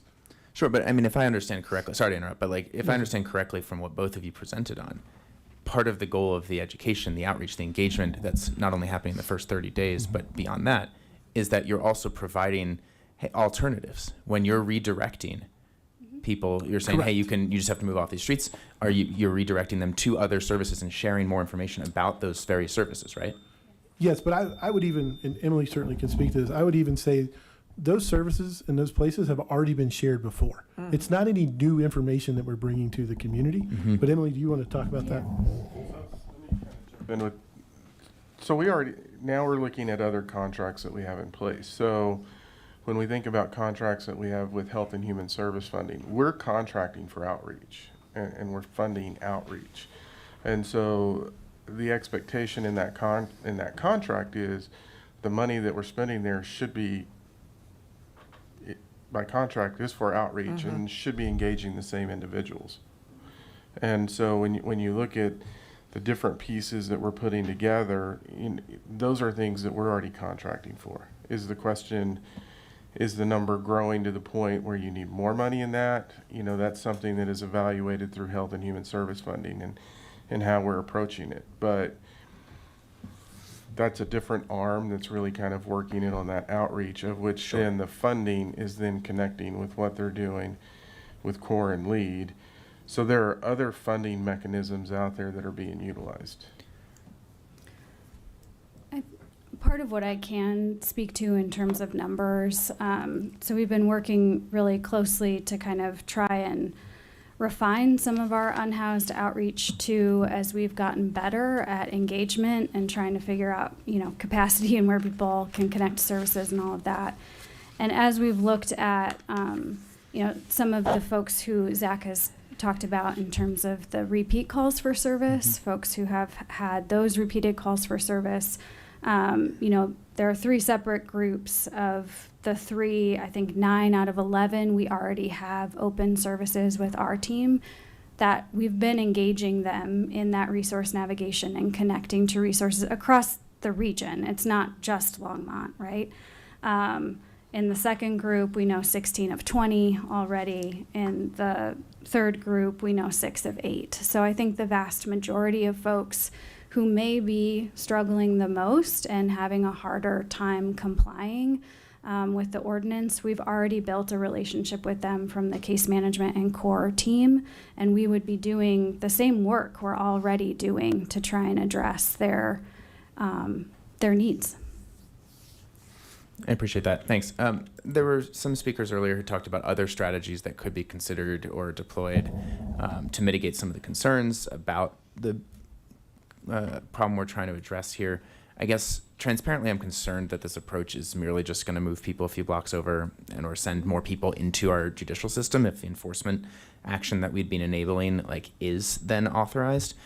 And it's an affirmative defense approach too, which means they have to then prove it after the fact, correct? So I guess, and I've talked to our city attorney about this before. I've talked to Zach about this. I've expressed my concern about the affirmative defense approach in general for something like this. And so I guess what other strategies have been considered? I think diversion warnings came up, additional engagement. I know you're doing a lot already. And so I guess I'm wondering, what is additive to do here? So I think I think what we want to talk about, or what I want to share, is I know our human services, public safety, and municipal probation are having some preliminary conversations around what happens when an individual gets a citation. Like, let's just say an unhoused individual gets a citation. Because what we do recognize and what we are quite aware of is, and it was mentioned earlier, that when they get a citation, they're not going to show up for court, or again, that's there with them. Well, we recognize that's an issue. And so we really want to get to the root of the issue of how do we get them to the resources they need. And so because we have a new prosecutor and because we have some opportunities now, that's a bigger discussion that would be taking place among city staff and hopefully our nonprofits on what can we do as a diversionary, meaning that you go into the judicial system, but there's an exit ramp. Because we understand we can't enforce our way out of everything, but we really want to get individuals who are struggling with mental health, substance abuse issue, which we do find a lot of our unhoused folks are. We want to get them into the resources they need to. And so again, that is part of this conversation that Christina Pacheco, her Human Services Division, Public Safety, and our municipal probation and prosecutor are going to have started, but will continue to have conversations on what are some other ways we can divert people from the judicial system. Yeah, I appreciate that. I guess just to put a finer point on that, like, why is this approach going to help us get people towards the services that they need?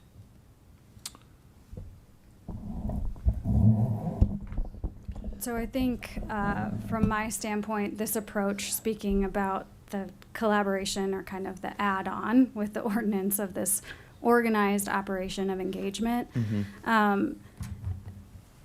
why it's going to help people get the services is because we've seen a good track record over time with our LEAD program, the Angel Initiative, and now our unhoused services to help people get to a place where they've identified they want to be, right? Self-directed goals and, health and safety, right?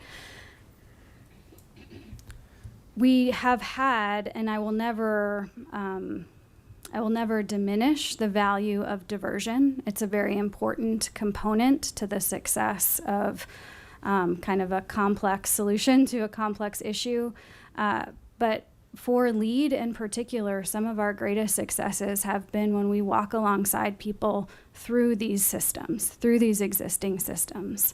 There's a lot of healing and efficacy that happens when people can successfully navigate their obligations and connect with care that they feel is the right fit for them.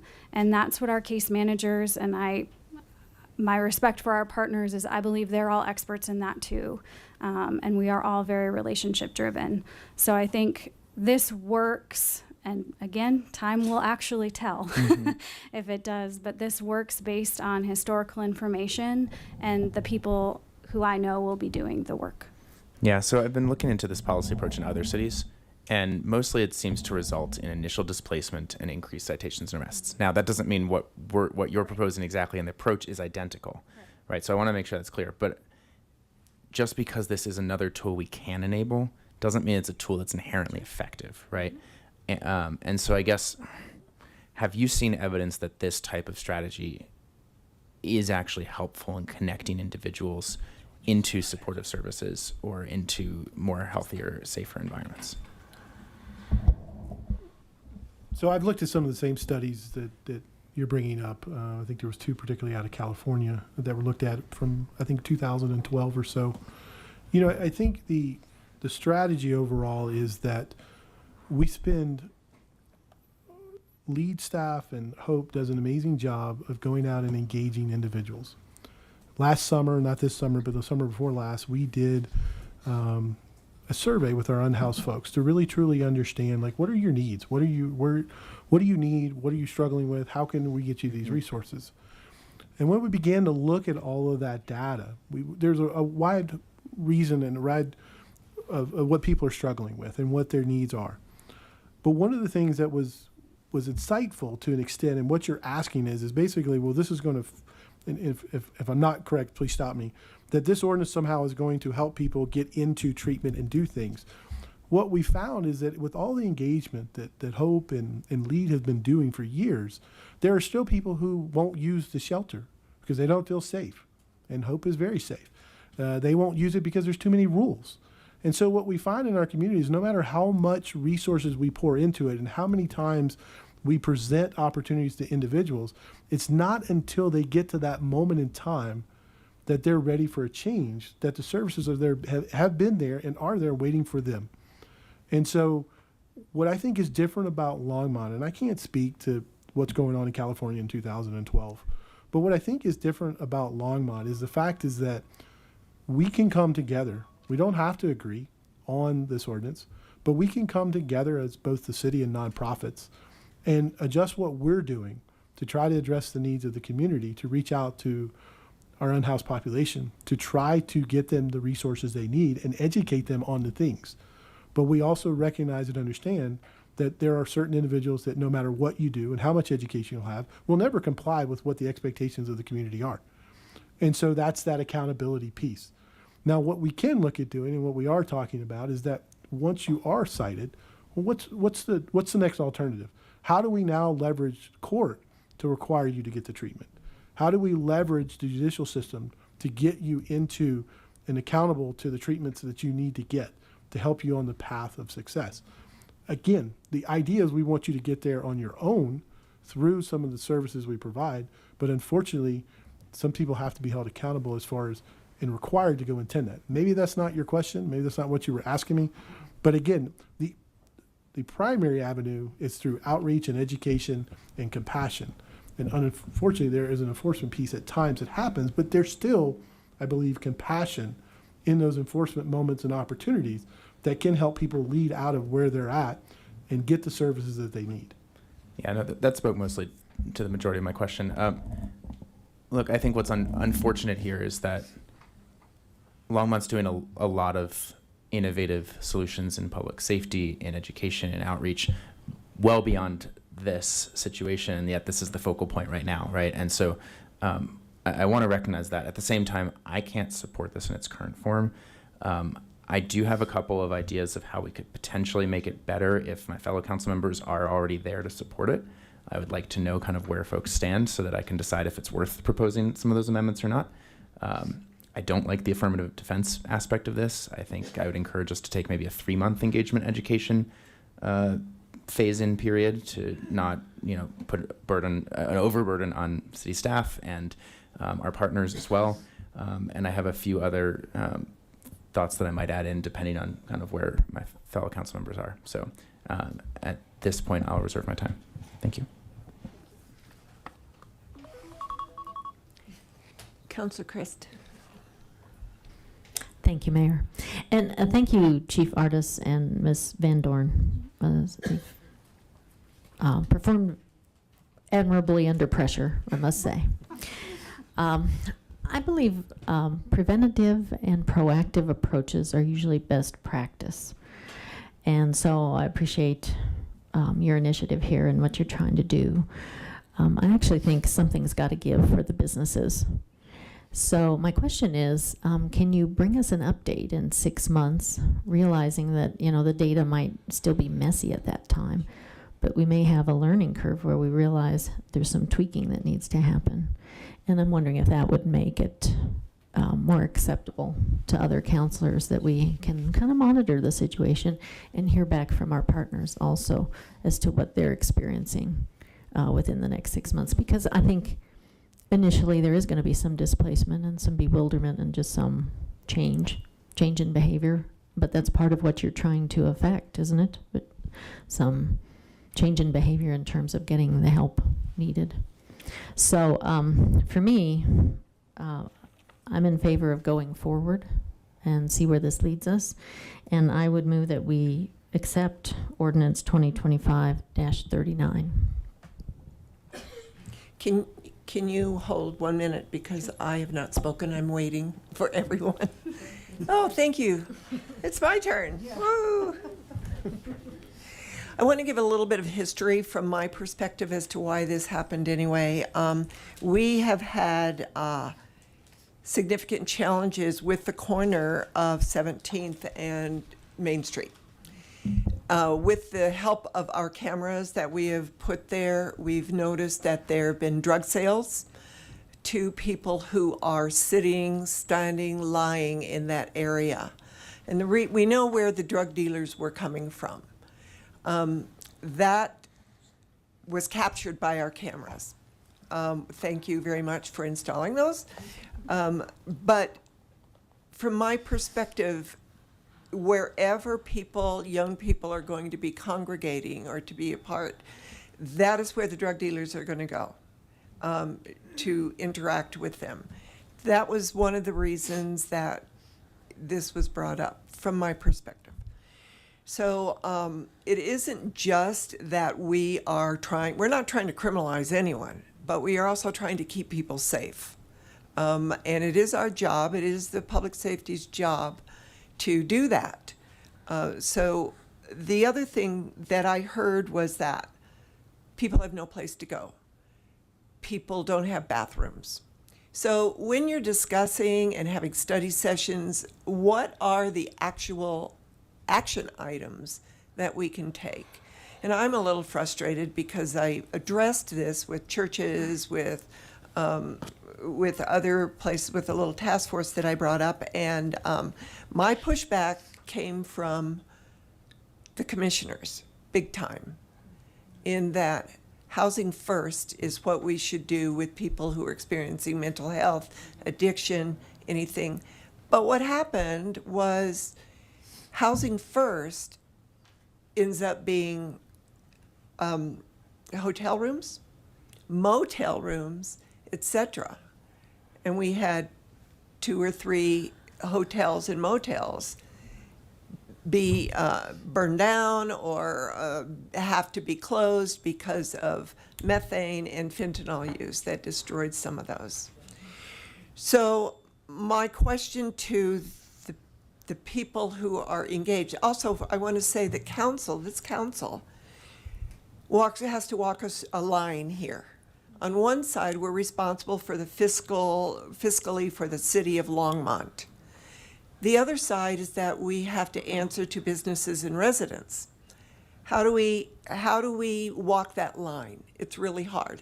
Both sides are very important. I'm not shutting anybody down. So I am going to vote for this because I don't want any more studies at this point. I want action. And if it is action that we need as far as where do people go, I want the community to step up. I asked churches to help our task force. We didn't get a lot of support from churches. We didn't get much support from the commissioners. When we're talking about money and we need caseworkers, we need 4 more, we need this or this, we need to lean hard on our commissioners to give us that support. I think that we've done a lot with our neighborhood resource team, with everything that Zach and his teams are doing with LEAD and all of the nonprofits. But we're always going to have homeless people. Never will they go away. But if we want to be able to help the ones with mental health problems, with addiction, we can't just meet them somewhere and say, good luck, I'll try to find you in the neighborhood somewhere later on. If they don't have some place to go, are we wasting our time? I don't have the answer, but that's my question to you. Unless you can give somebody a place to go through withdrawal and then have a plan for them with a caseworker, I don't know how we're going to move forward to help people. We're always having the same discussions. So I'm going to vote for this because it's a tool in our toolbox, as Tim Waters always used to say, talk about his toolbox. So I am going to end the conversation and ask for a vote. Are you gonna second my motion? No one that I know. No. Can I have a second for, no, he's not. No. And we're done with the question. We have a motion on the table. We need to address that. I think, I would like to hear his amendment. Okay. And I actually want I want an update in 6 months also. Thank you, Mayor Peck. Thank you, Council. Couple of thoughts that I wanted to put on the table, and they're only partially refined, so I'd welcome other suggestions or contributions or versions of this. I won't take it personally if you think there's a better way to get at this. This was not in the ordinance, but I just mentioned it before. You mentioned 30 days. Understand where you're coming from. I recognize the strain that some of our partners are under right now, that the staff doesn't exactly have a surplus of time.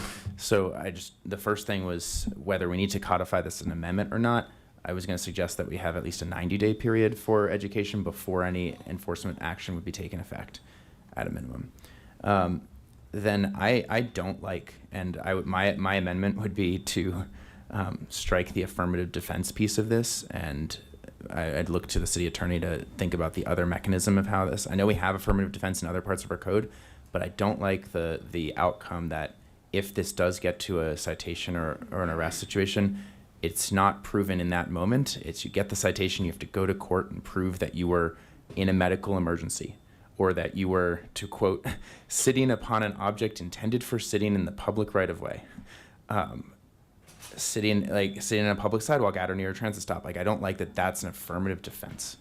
That just feels like we're creating, it just feels like we're making it harder for people to prove that they weren't trying to violate this. And I know that in practice, I hope, and I know Chief Artis and I have had multiple discussions about this, that I hope, I trust that our officers would do everything that they can to kind of read the moment, read the situation. But there's in theory, there's in practice, and then there's what's in law. And I don't like that that's all subject to affirmative defense. In fact, I'd be open to splitting the difference and making some of those affirmative defense, but that just seems like we're getting more confusing. So I guess a question for the city attorney: if we didn't have this as an affirmative defense, but still had this as something that could be enforced, what would be the other phrasing that we'd use here? Mayor and council, Eugene May, city attorney.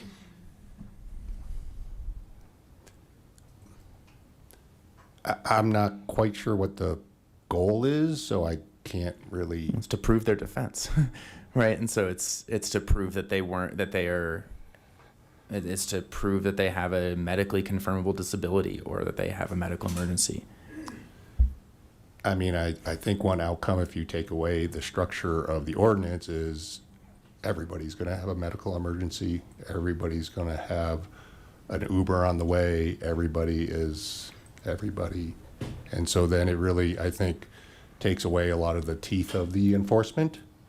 I got client direction to make an ordinance that will be a remedy of last resort when we have uncooperative people on the right-of-way impacting the safety and use of our right-of-ways. I think this is the most effective way to do that.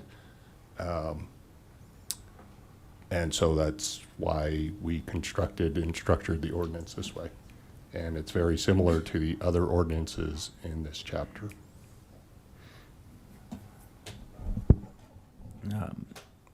So I guess I'll, because I don't want to strike the defense aspect of this. There should be a defense piece of this if this is going to pass. I don't like the affirmative defense piece of this. And so the other way we could,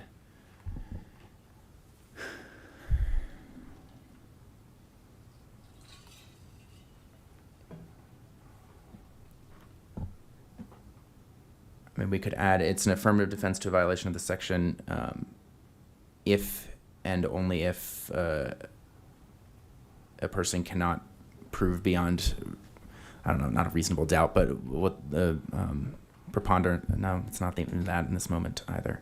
I might need more time to work on the language on this. The last thing I wanted to note, I see transit, or actually two more things. I see transit gets an affirmative defense exception if we keep that language. Chief Artis mentioned Uber ride there, like should ride shares and other forms of transportation pickup also get an affirmative defense? I'd at least like to make sure that that is inclusive there of multiple things and not just a bus or other form of transit, though I think that's the only one we have. If they're waiting for ride Longmont, is that an affirmative defense? I mean, I'd hate to have someone go through the court system to say that they were waiting for ride Longmont, but that's the implication of this if this is taken to the logical conclusion. And then the last thing, look, council, we're talking about impacts on some of our partners. We've heard from some of them tonight. We do have council contingency funds.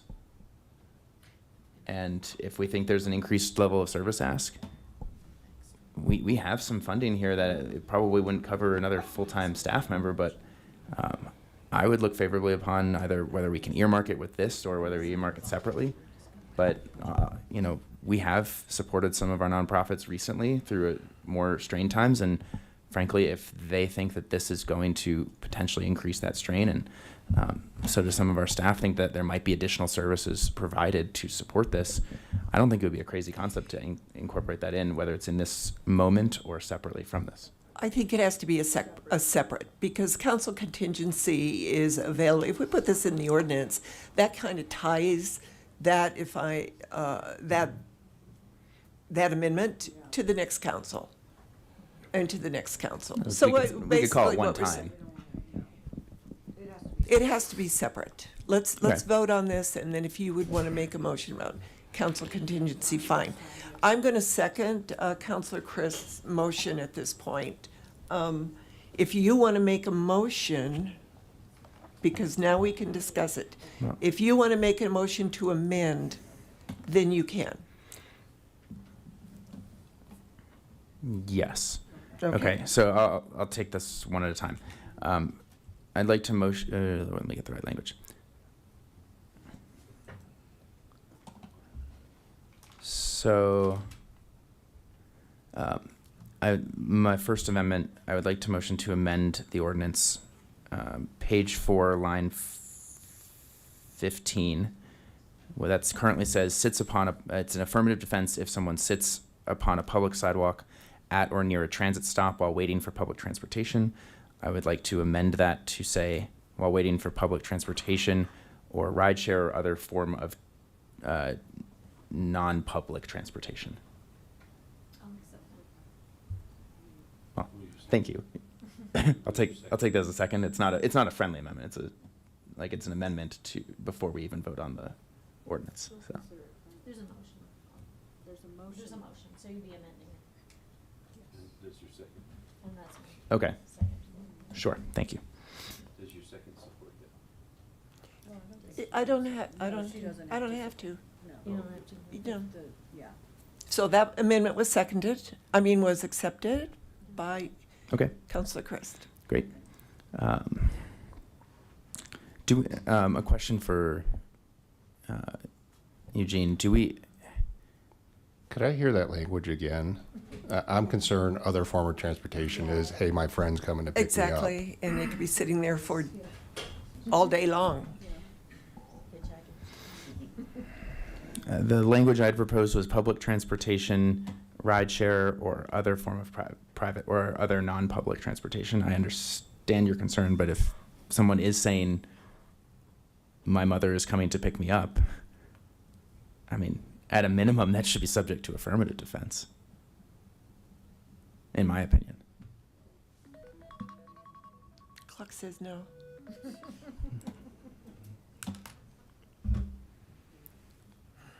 Is that a enforcement? I mean, we have a part of the ordinance here that says sits upon an object intended for sitting. Are we going to be debating what object is intended for sitting in that moment, or is it just a bench? If so, we should specify that it's a bench.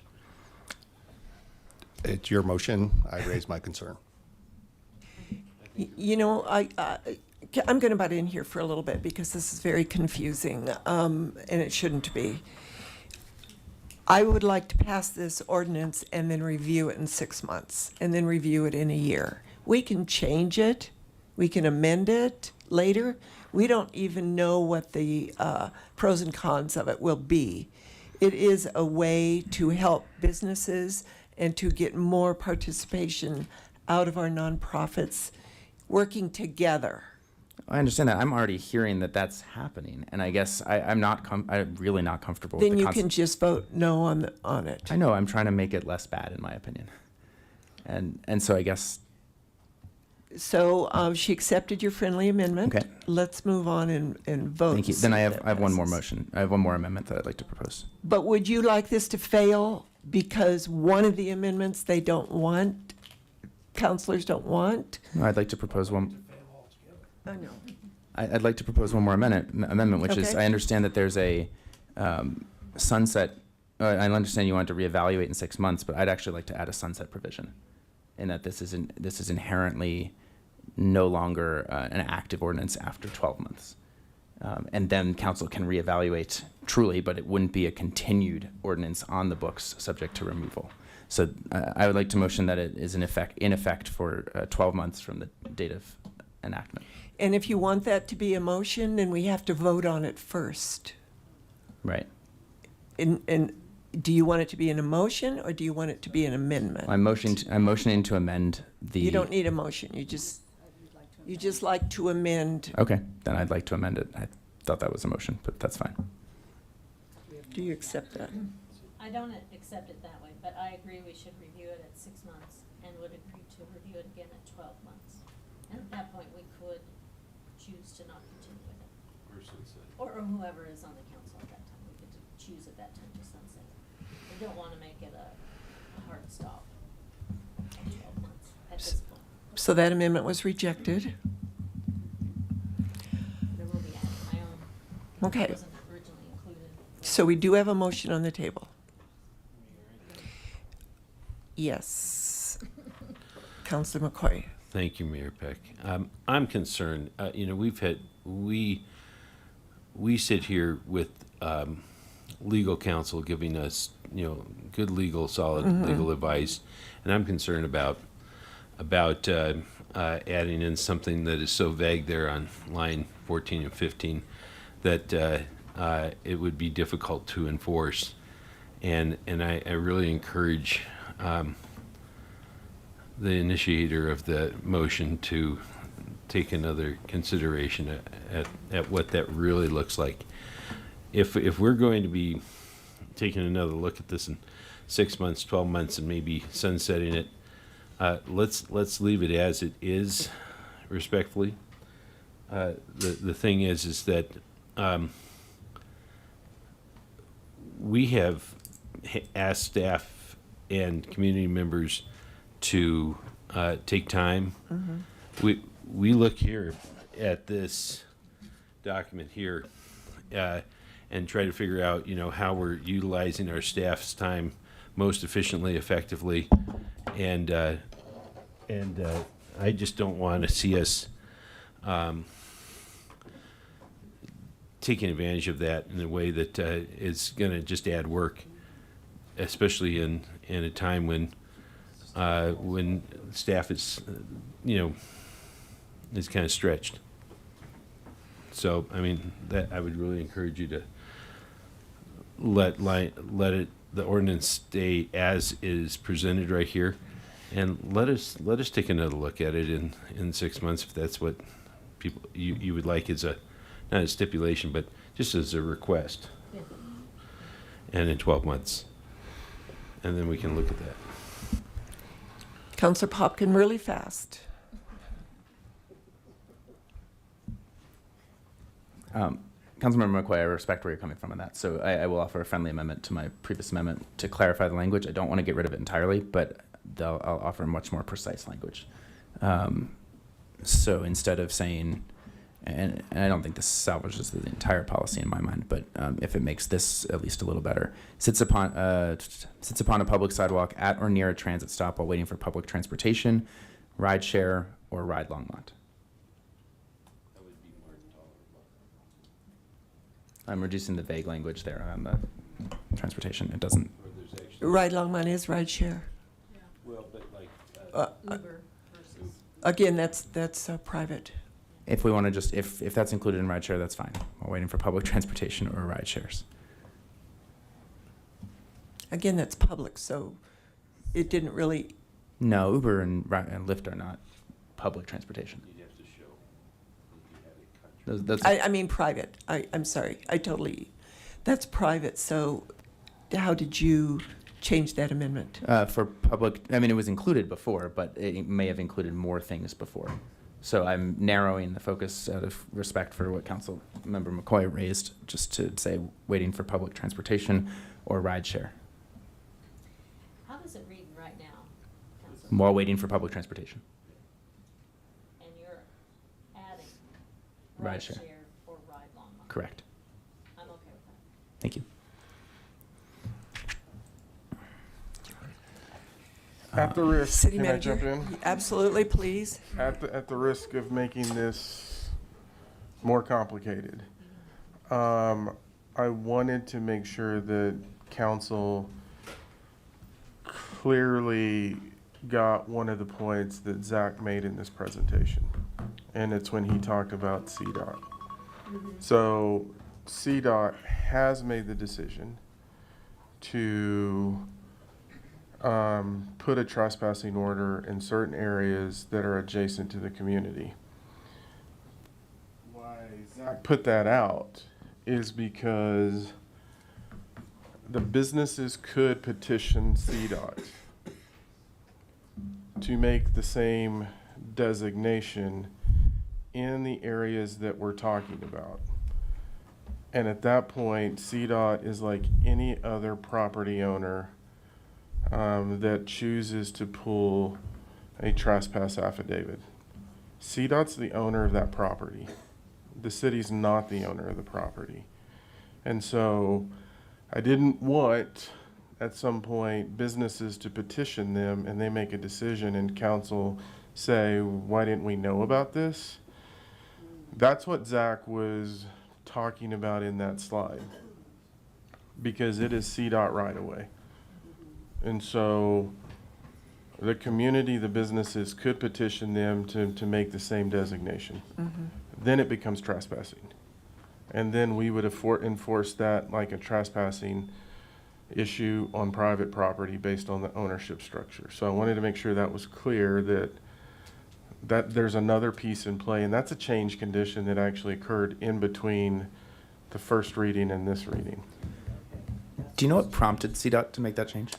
They had a large cleanup and other issues that they needed to deal with north of Walmart on off of 166, off of 66, off of 66. And I think they're doing that in other communities too.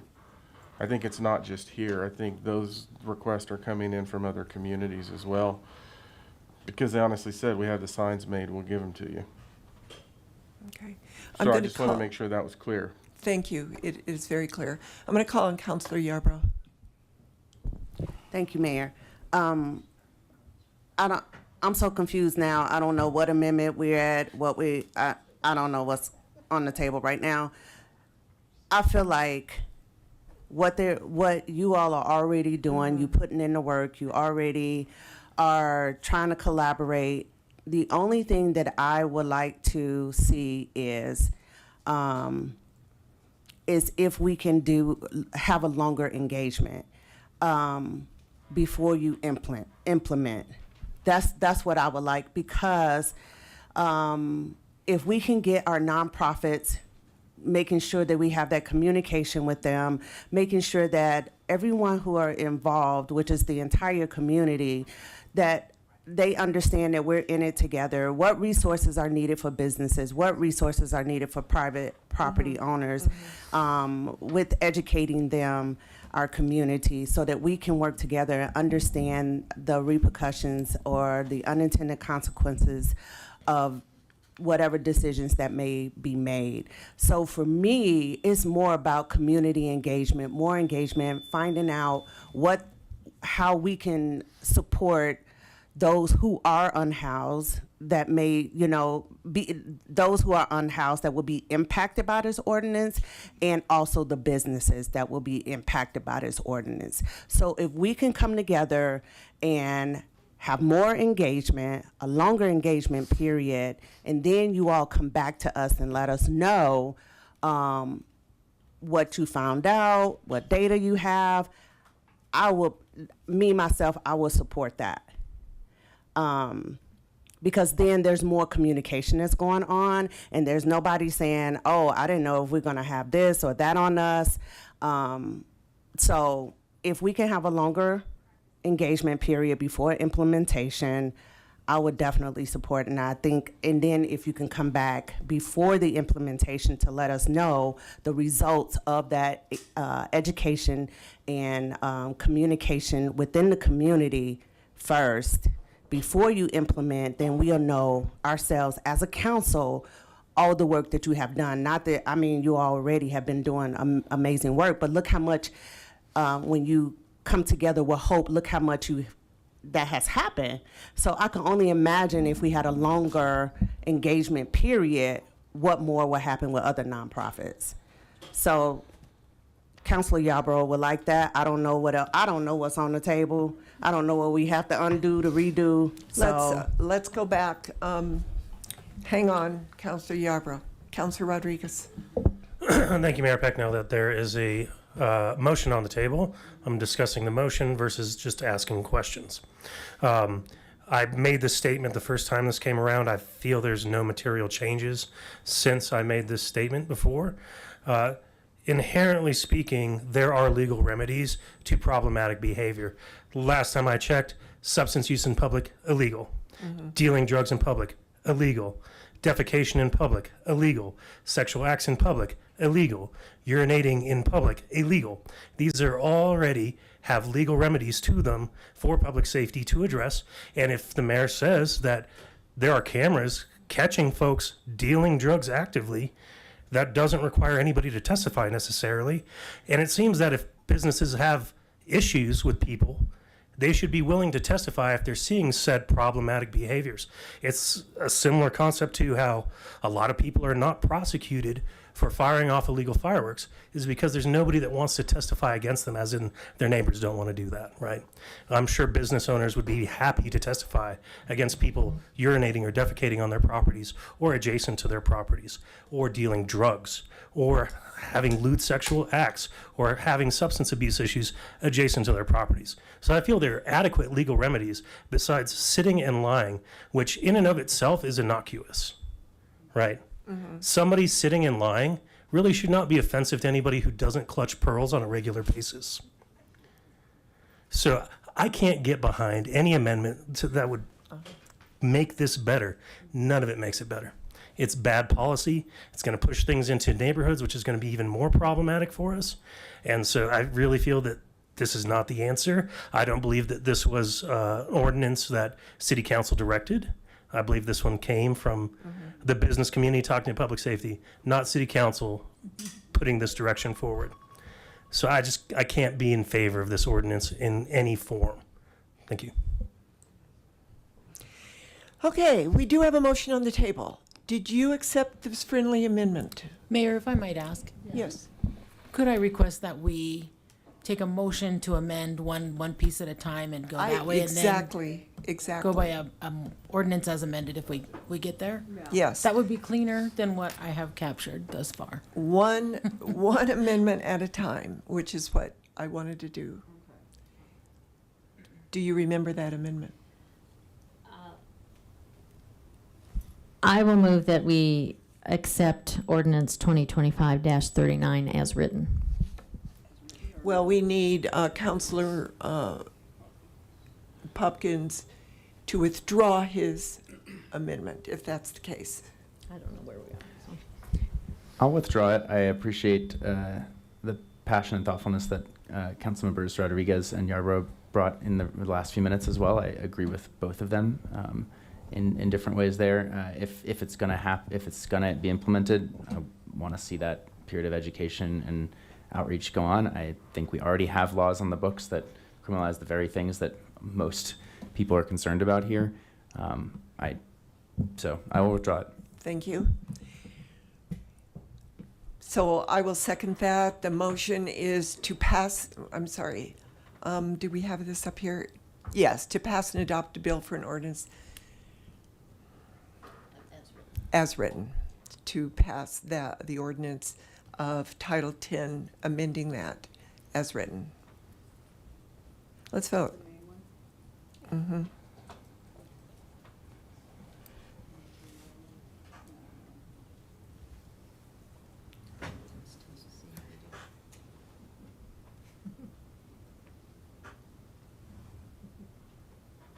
And it failed. With four, Councilor Hidalgo-Ferring, Councilor Popkin, Councilor Yarbrough, Councilor Rodriguez, opposing.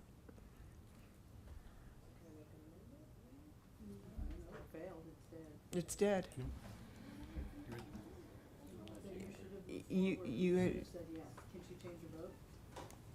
didn't make them.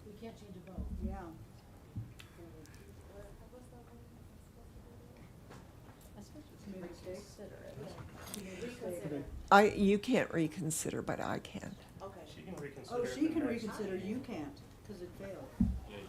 Oh, I thought it was, okay. You can but it has to be at a next meeting. Yeah, you can, Yeah, it does. you can do it now. Oh, I'm sorry.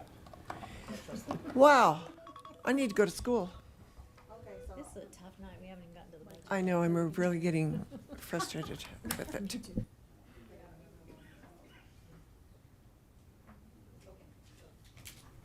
Sorry for the mix-up. Told you I was confused. So I want to reconsider my motion, my vote for ordinance 1024 and 130. And then I add the, and I want to move to amend, Reconsider first. oh, reconsider. I want to reconsider.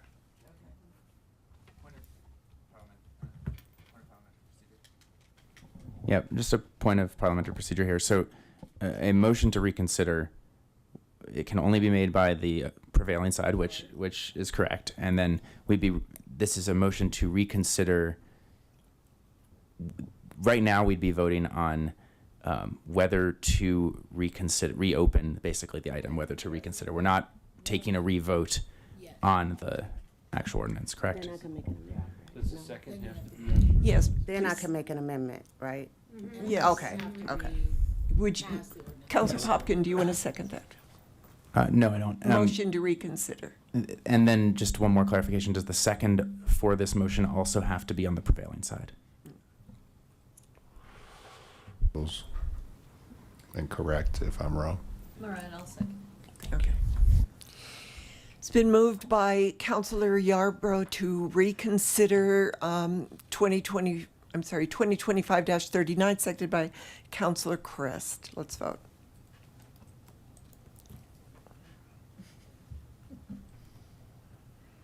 And that fails with I'm sorry, it carried, I'm sorry, I need a break.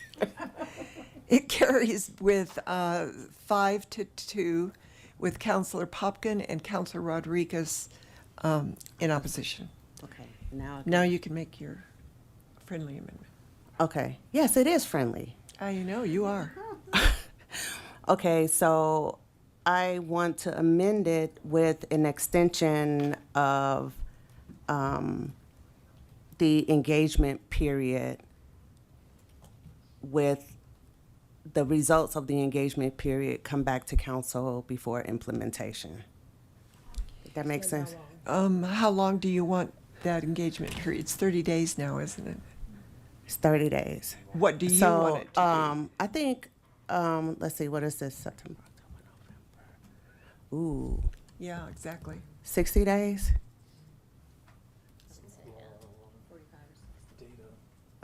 That's not a lot of data. What you think? 90 days. I won't be here. Okay, 90 days. 90 days. Don't play. Engagement period for 90 days and then? Bring it back to council with the results of the engagement with the community. Yes. Before implementation.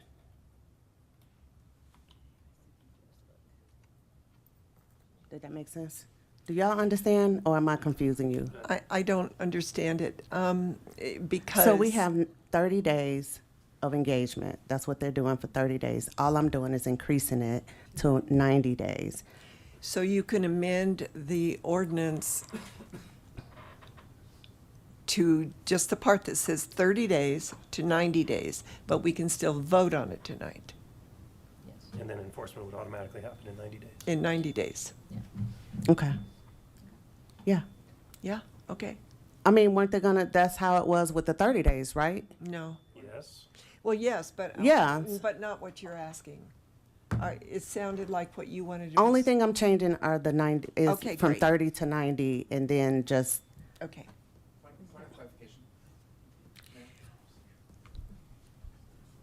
I don't know where in the ordinance it specifies this. It doesn't, right? This is just operational protocol on how you were going to implement this, correct? Correct. We can codify that if we wanted to, but my understanding is that that was just out of like your intended to be thoughtful implementation and do it right. That was just operationally. Yeah, there is nothing in the ordinance for 30 days. It is how we have done other ordinances the council had passed We've done the educational engagement piece for 30 days. Well, can we do it for 90 days? So it's completely up to council. Yeah. It's at Okay. council's direction to staff as if how long that engagement period could be. Okay. You don't want like 50 days, so you're still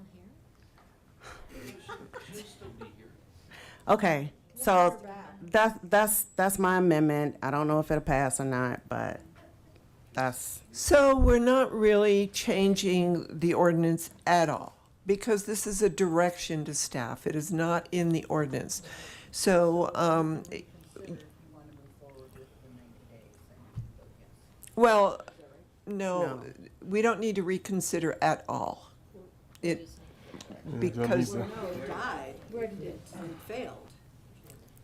we are, yeah, And She wants to reconsider. We're back at stage one. with 90 days added to it for engagement. That's your amendment. That's my amendment. So the way I understand it is you have a motion to amend the ordinance to include language with a 90-day public engagement period. So we would have to add language to the ordinance stating that, correct, Eugene? If you wanted it added to the ordinance, yes, we would need to amend it. I just heard 90-day implementation. I didn't hear a motion to amend the ordinance. It was to amend. It was. Okay. But there is no second as of yet. I thought Diane did. Oh, no, she just seconded the other one. so the motion is to amend the ordinance to include language that states that the implementation period would be 90 days after the ordinance goes into effect. Is that correct? Yes. Okay. Did you second that? I did. Anybody? I did not. We're gonna have like 4 new counselors. We have to re-explain this to them, you know. Everything is on video. They get to, that's the exciting part. So, is there a second for this? Is there a second for this motion with this amendment? I mean, to pass the ordinance with the amendment? I think 90 days is too long. No second. Yep, it died because of a lack for a second. But it's still back. We're still back to, yeah, we're still back to the. vote for it because you passed, the reconsideration Do passed. you want to go for 60 days? Do you want to make the amendment for 60 days? I'm just throwing out ideas. I would go at 50 or An 45, idea. yeah. So the vote on the ordinance failed. No. The amendment. We're just- No, on the original ordinance, without the reconsideration. So we already voted on the I know. reconsideration, so it passed. But I want to know what she wants to do with it. It failed. Do you want to withdraw that? No, it failed It for lack failed. of second. Failed for lack of Okay. second. So do you, So we still need a motion for what happens with this ordinance. Does it pass or fail? We're back to that point. okay. So now we have to, Vote to Re-vote? pass or vote to deny this ordinance? okay. Let's vote again.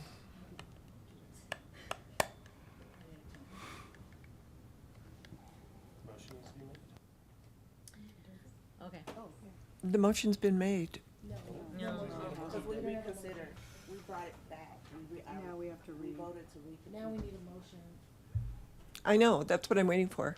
We need to re-vote on this ordinance because she voted to reconsider it.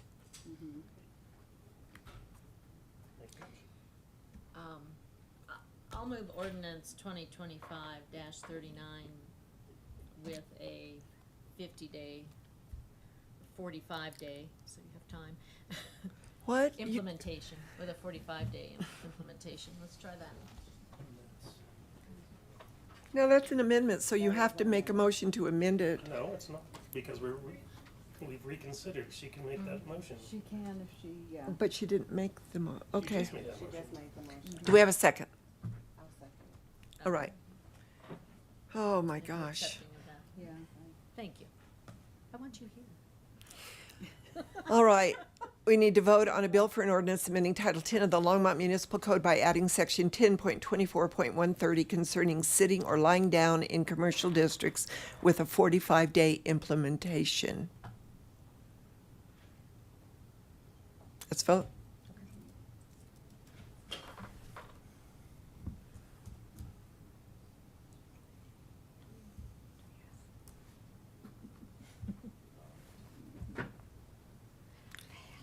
And that failed with Counselor Christ and Counselor, can you bring that back up?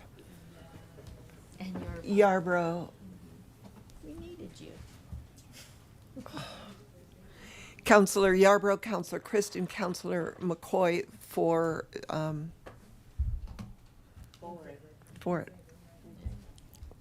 Do you want to reconsider? No, I don't want to reconsider. I want to take a break. Okay. Oh, my gosh.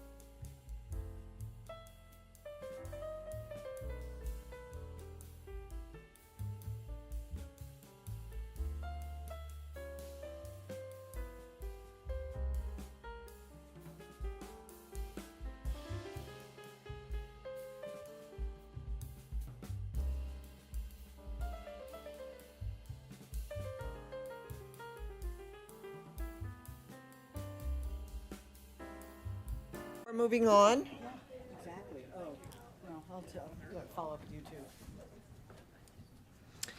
So we have, the next on our agenda is the item moved from the consent agenda. It is item E, and that was removed by Counselor Popkins, so I will turn it over to you, Counselor.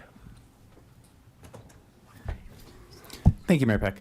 Just a couple clarifying questions. I think for city staff on this item, we had multiple different capital improvement program amendments.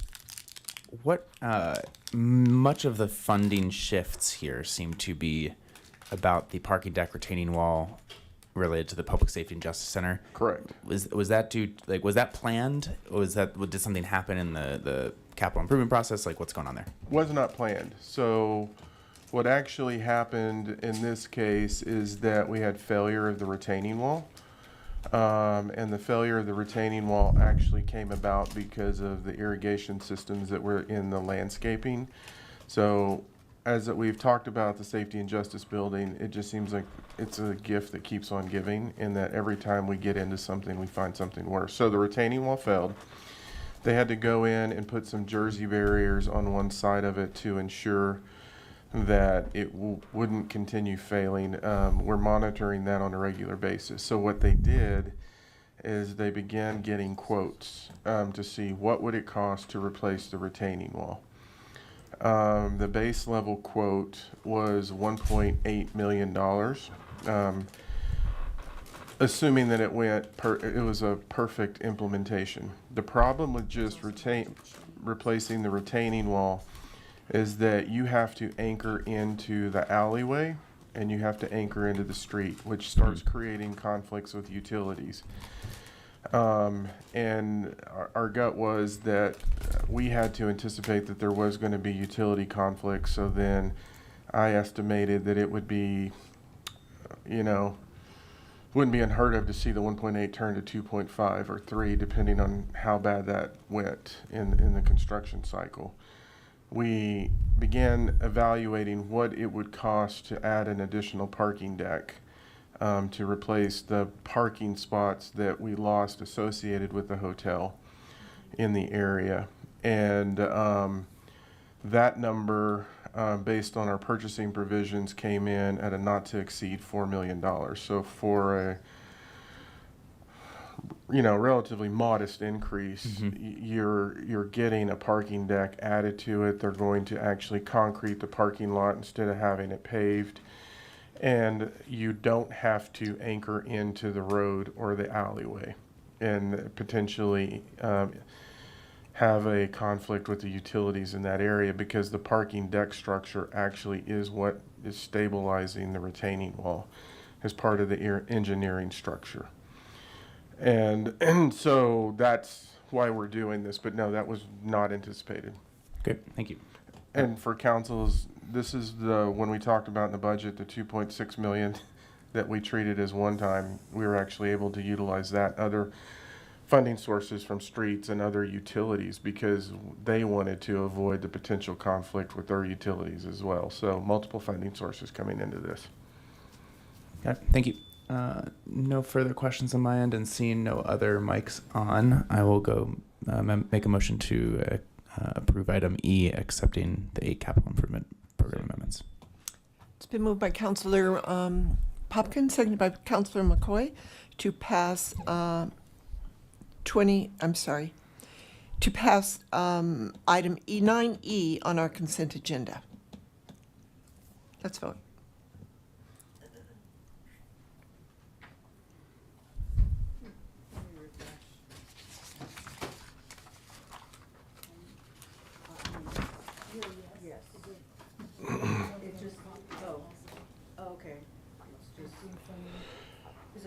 Oh, I'm a yes as well. No, I clicked it.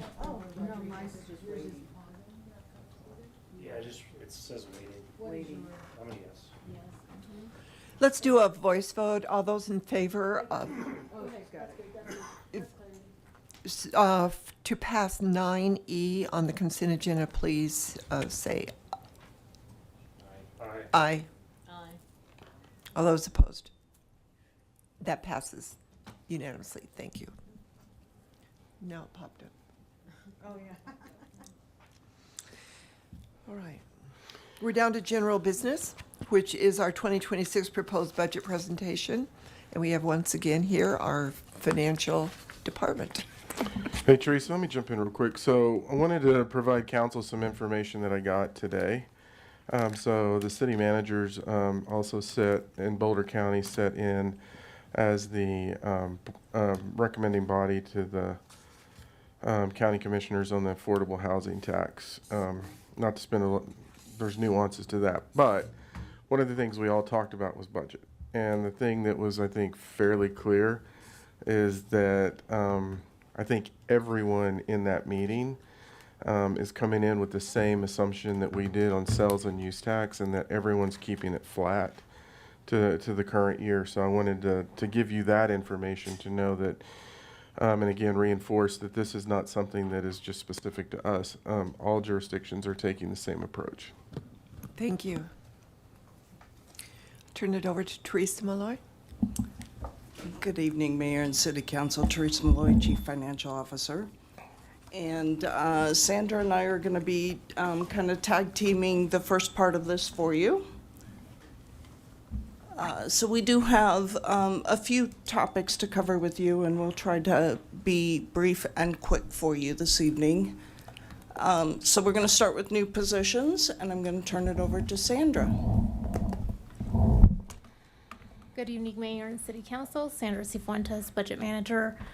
So as Teresa indicated, we're going to start with new positions today. Our 2026 proposed budget includes 12 new FTE. So these are full-time positions. They are being added across the funds you see on your screen. The reason why some of these are partial is because there is one position that's split across two different funds. So we have 2.15 in the water fund, 0.85 in open space, 1 in the street, 4 in the electric and broadband fund, and 4 in the technology services fund. Your council packet does include a little bit more information on these positions specifically, and the reasoning for us adding them to the 2026 proposed. This does bring our total FTE authorized for 2026 to a total of 1,168.905 FTE. So let me go over what the 12 positions are. So we did add 1 FTE in the which is a watershed ranger 2. This is from the water fund. 1 watershed forest stewardship technician, also funded from the water fund. 2 journey line workers. Both of these are being funded through the electric and broadband fund. 1 apprentice line worker, 1 line crew supervisor, both of those also from the electric and broadband fund. And then we have 1 traffic signal technician, and this is being funded from the street fund. And then we do have 1 natural resource tech. This is that 1 position that I mentioned was split across 2 departments. So I believe 0.15 of that is in the water and 0.85 in the open space fund. And then we are adding 4 fixed term positions. These are all being funded through the new technology services fund and include a technical project manager, a technical project coordinator, an internal project communication specialist, and a product owner. Again, the packet will include information as to why we are in need of these additional FTEs. And you may have noticed there are no new FTE in the general fund or the public safety fund, which we've mentioned in previous meetings. And I'll turn it back to Teresa unless there's any questions. Seeing none, we'll let you move on. Okay, so last week we did talk quite a bit about incremental development revenue and the proposed policy change from 200 permits to 300 permits. Tonight I did just want to highlight there is just a little bit over $958,000 of incremental development revenue in our proposed budget. Most of that is coming from building permit revenue with a smaller portion coming from plan review revenue. And this is the use of that $958,000 of incremental development revenue. Excuse me, 579,000 of it is really being used to cover positions and temp wages and overtime. Some of the positions have been covered by incremental development revenue, as you can see, for a number of years, goes back to 2015. This year, we also have 379,000 of one-time incremental development revenue, covering a variety of things that you can see up here on the screen. There is a small amount, 49,000, that is unearmarked in our budget at this point. It is part of Harold's contingency, but because it is coming from incremental development revenue, can only be used for development-related unforeseen request. So we'll be tracking that separately from the rest of his contingency. And then back to Sandra to cover one-time expenses. All right, so for one-time expenses, we are going to be adding quite a bit of one-time. I am going to go through this for the general fund, public safety, and then other funds. We have categorized the one-time into 4 different categories that you see on the screen. Capital equipment, this includes any equipment that meets the threshold of $5,000 or more. Then you have IT equipment or technology improvements. These are any budget requests that were related to basically IT. These include items such as laptops, software, hardware, that kind of thing. You also have non-capital small equipment and supplies. These are smaller items that don't meet that capital threshold. So they will include consumables as well, like supplies, also small printers, scanners, just to give you a couple of examples. And then we also have one-time services and expenses. And these are basically, if it doesn't fit in one of the other 3 categories, it falls here. It also includes professional and contracted services.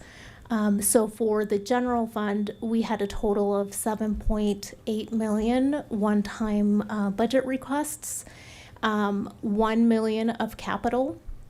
Some of the larger items in this category in the general fund included like the public safety radios, 629,000 of that is for that.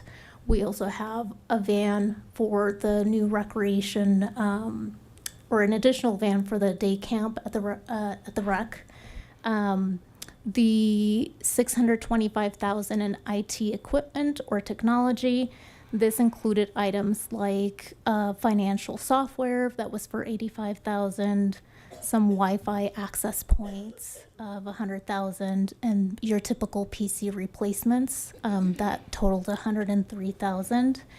And then for the non-capital small equipment and supplies, some of the items there that make up that 388,000 include book carts, that was 5.5 million, LED light bulbs, those smaller types of equipment.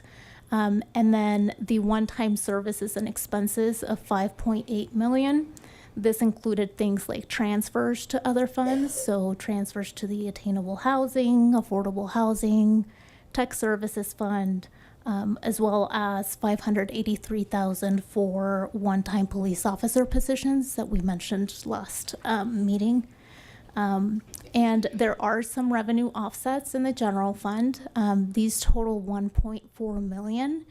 And what makes up this revenue is 770,000 of property tax. This is one-time property tax. 379,000 that Teresa just mentioned for incremental development revenue. There are some union fees on here that are meant to be covering union-related expenses, as well as tree mitigation fees, which are also being used to offset tree mitigation types of expenses. And then the difference is coming from undesignated fund balance, that is 6.4 million. Your packet does have attachment J, which lists what makes up this full 7.8 million, and I just mentioned a few of those items just now. On the public safety side, one-time capital equipment, we had 282,000. That was also the public safety radio replacement. That was the public safety fund portion. The 4,035 for IT equipment. This is computer-related replacements. 95,235 in non-capital small equipment. This was things like ballistic vest replacements, one-time services and expenses. Some of these were, again, transfers to other funds. There was 100,000 of that going to the tech services fund that we're going to be adding this year to the budget. And then we also have one-time funding for a CIP project, which is PBF 109, the municipal facilities parking lot rehab. We are adding a one-time 195,000 to that CIP project. Public safety fund detail can be found in attachment K of your packet, and same thing, you will see the detail that makes up the 762 of one-time public safety fund requests. And then lastly, we have all other funds. One time, these are everything but public safety and general fund. They do not include CIP costs, so these are strictly just these four categories. We have capital equipment at 753,000. An example of something that's included in this is a utility bucket truck. That's $300,000. IT equipment is at almost $1.5 million. This does include several of the Salesforce items in here, which make up that amount. And then small equipment of 137,000. These are related to positions that were funded in those other funds that we went through just a little bit ago. These are one-time costs such as desk, chair, things that the position will need. And then one-time services. This is a very large amount, and 13.6 of this is fleet replacements. I caught this just now. These really should have been included in that capital equipment category because they are vehicles and they are capital. But that's why that amount for one time is such a large amount. So 13.6 of that is fleet replacement. And then we have 1.1 million of transfers going into the tech services fund from various funds within the budget. So the total all other fund one-time requests totaled $18.6 million. And attachment L of your council packet includes the detail for these. And with that, I will pass it on to Jim, who's going to be talking about the transportation funding. Is about the one-time funding? I'm not seeing any. Okay. Thank you.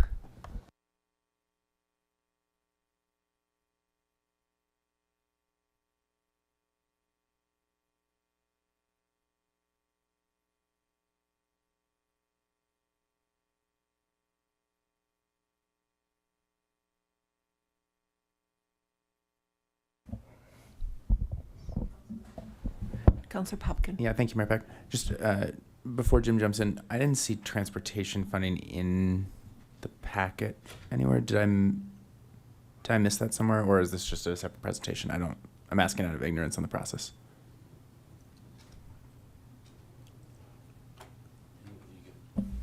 Sorry, Councilmember Popkin, I didn't quite catch all of your question. Could you repeat, please? Yes, I didn't see the transportation funding in the packet. Was that attached, or is that a separate presentation? I don't have a strong preference. I just want to know if I'm referencing something. In the packet, in the council communication, I think we called it the street fund. Oh, okay. Yeah, Thank you. we tend to use those names interchangeably. Not a problem. Legally, the fund is called the street fund.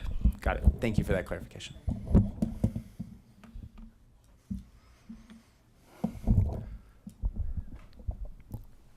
Good evening, Mayor Peck, City Council members. I am Jim Angstadt, Director of Engineering Services, and I will even confuse you even more by talking about the Street System Maintenance and Improvement Fund, also known as the Street Fund. In transportation funding in the city of Longmont, we draw our revenues from two main sources. The 3/4 cent sales tax, which is the main support for the street fund. And then we also have the Transportation Community Investment Fee Fund. That is a fee that is levied on new development. And there are some restrictions with those funding sources wherein we can only use those on arterial streets for capacity improvements. The street maintenance street fund, that fund pays for all the maintenance and improvements to the city's street system. And just for some trivia sake, some quick statistics. There are 356 miles of roads in the city of Longmont. We serve our residents with 102 traffic signals, over 10,000 signs, 69 post-mounted radar signs, 16 flashing beacons, another 69 school flashing beacons, over 700 miles of striping, and over 600 miles of sidewalk. So in 2026, we are funding those improvements and maintenance with about $25 million in taxes, some intergovernmental revenue, which is primarily grant revenue. And then there's some licenses, permitting, and interests. And then we also have some fund balance that we are moving into 26 to help offset our expenses, so about $400,000. And you can see the kind of the breakdown of what those items are for. Capital's about 19, almost 20 million, and then operating and maintenance is about 9 million, and then there's personnel services.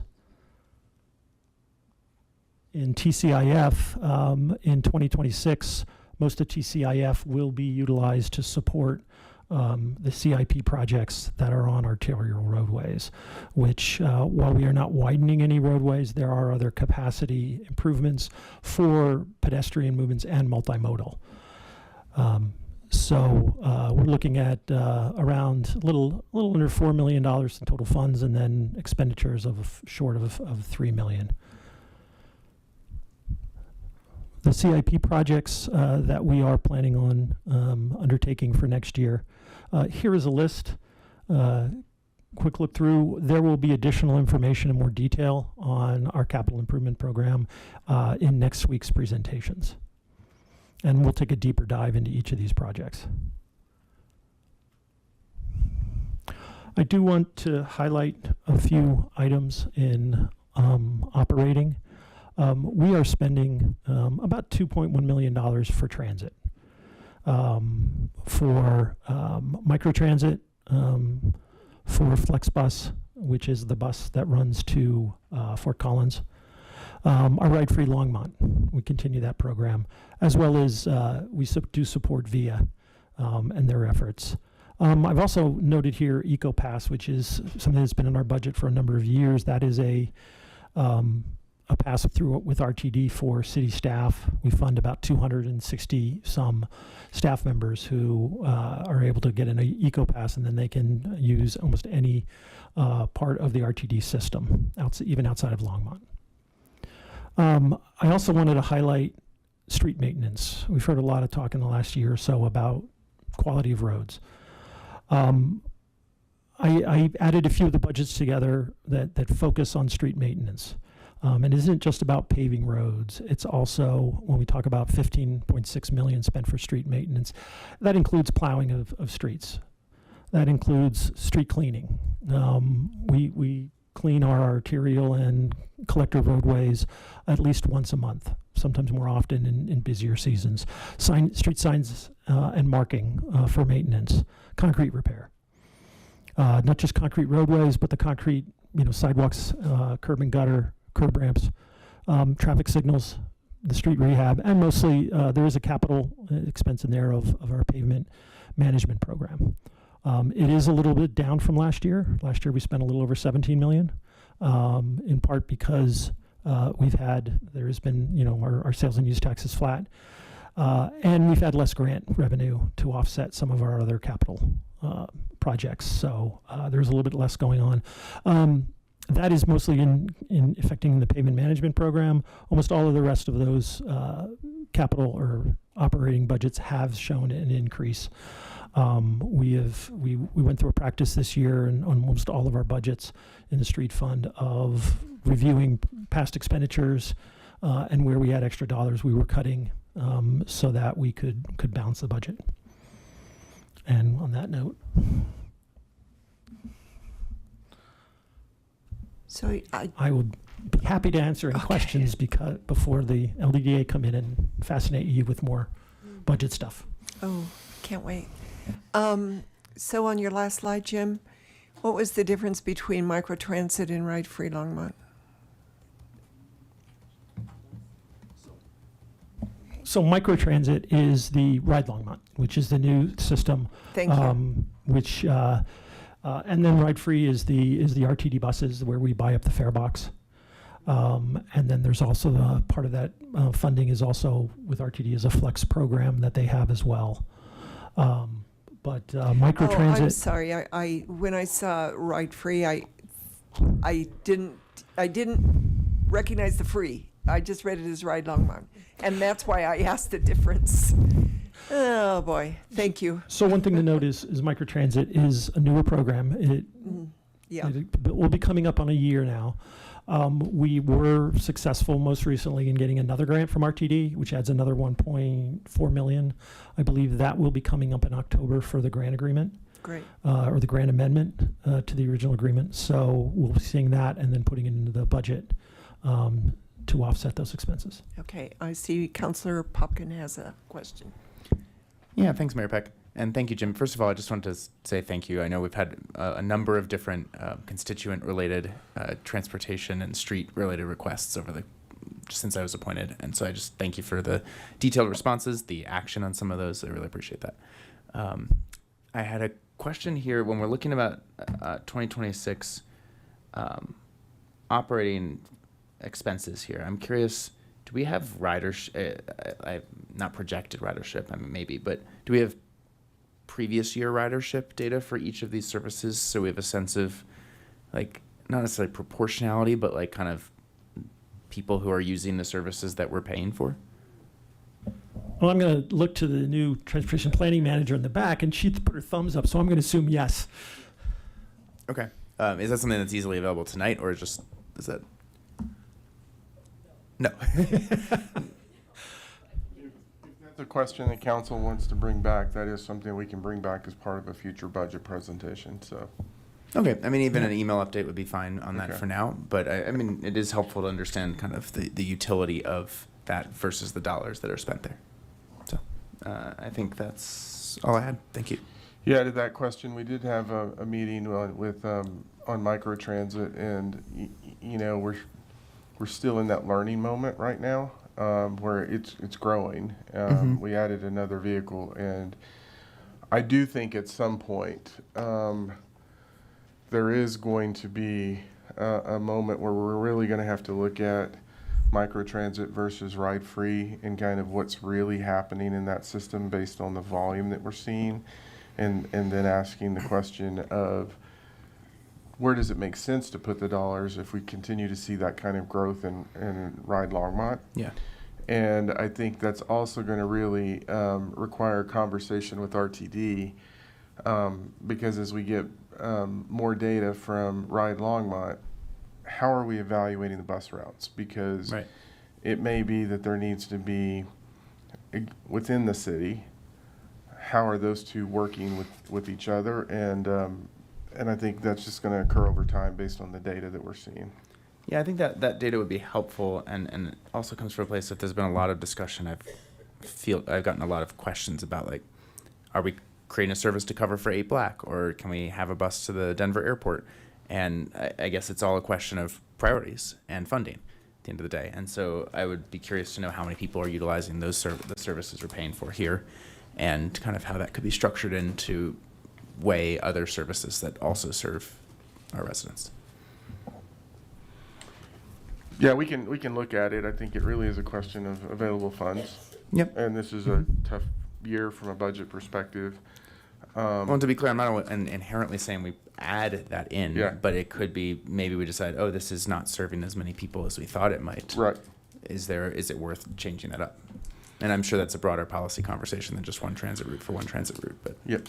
And speaking of, you brought up the services for 8 Black. I have been informed that there's another group that's actually moving into that space. It came out in the Housing Authority meeting today, where they're sending information out. Thanks.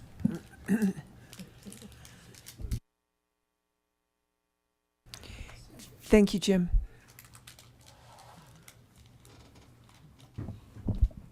And our, excuse me, our last topic for you this evening is the Longmont Downtown Development Authority budget.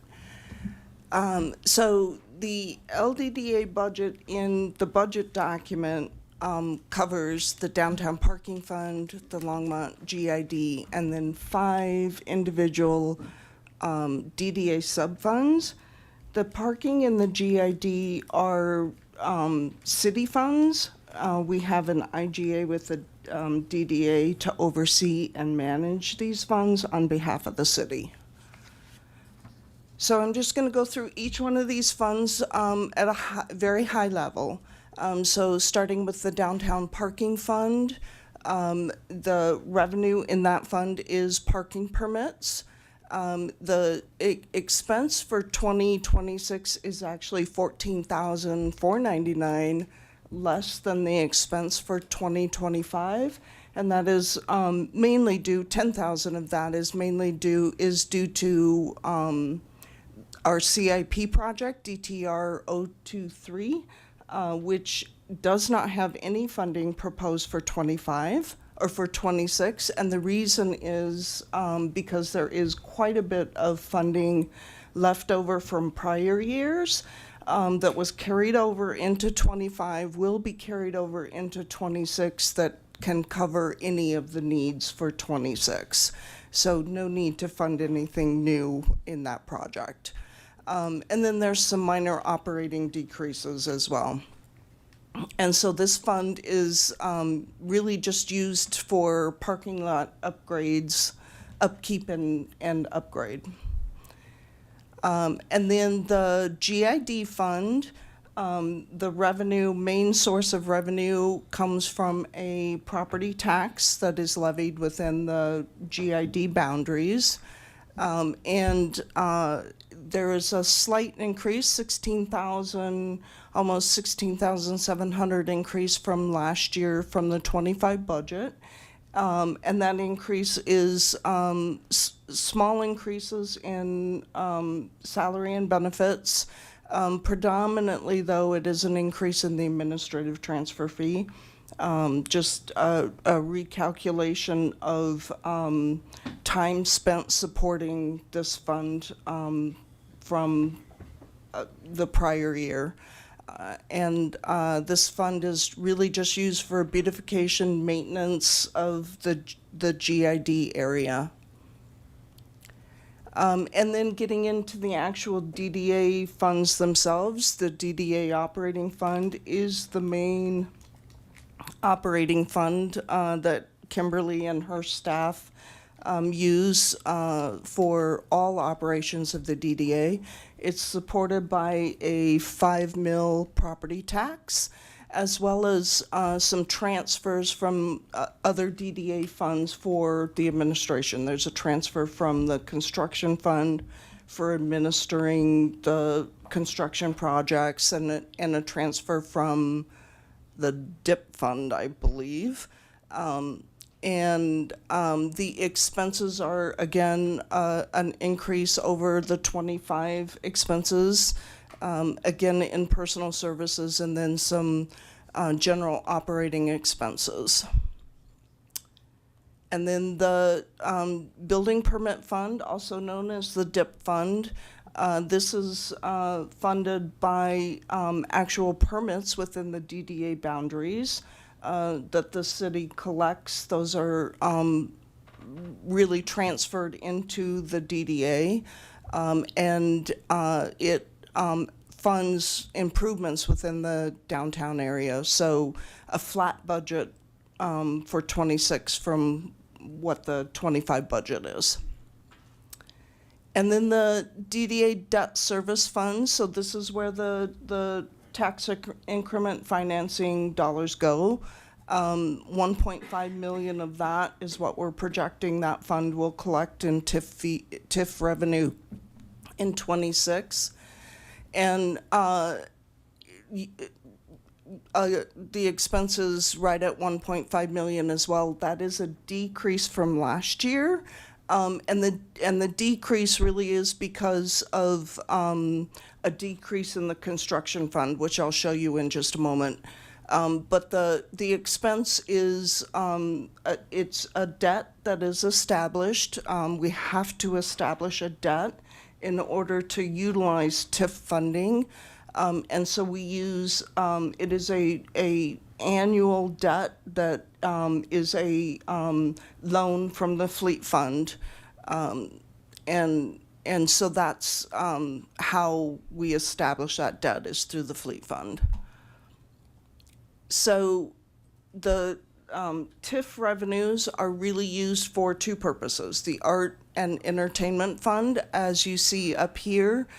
So the bulk of the revenue into the art and entertainment fund is TIF dollars that is coming from the debt fund.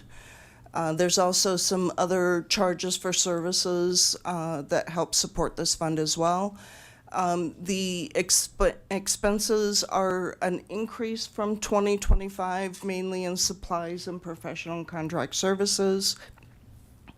And this fund is used for programming, marketing, events, and some small business support. And then the second fund that is supported by the TIF revenues is the construction fund. Here's the decrease, $524,000 decrease from 2025. It really is a reduction in the number of projects and priorities that are funded according to the master plan of development. And I have a slide here, other projects. These are the projects that are being funded by the TIF dollars that I was just referring to. They're about $520-some thousand less than what was funded in 26 or in 2025.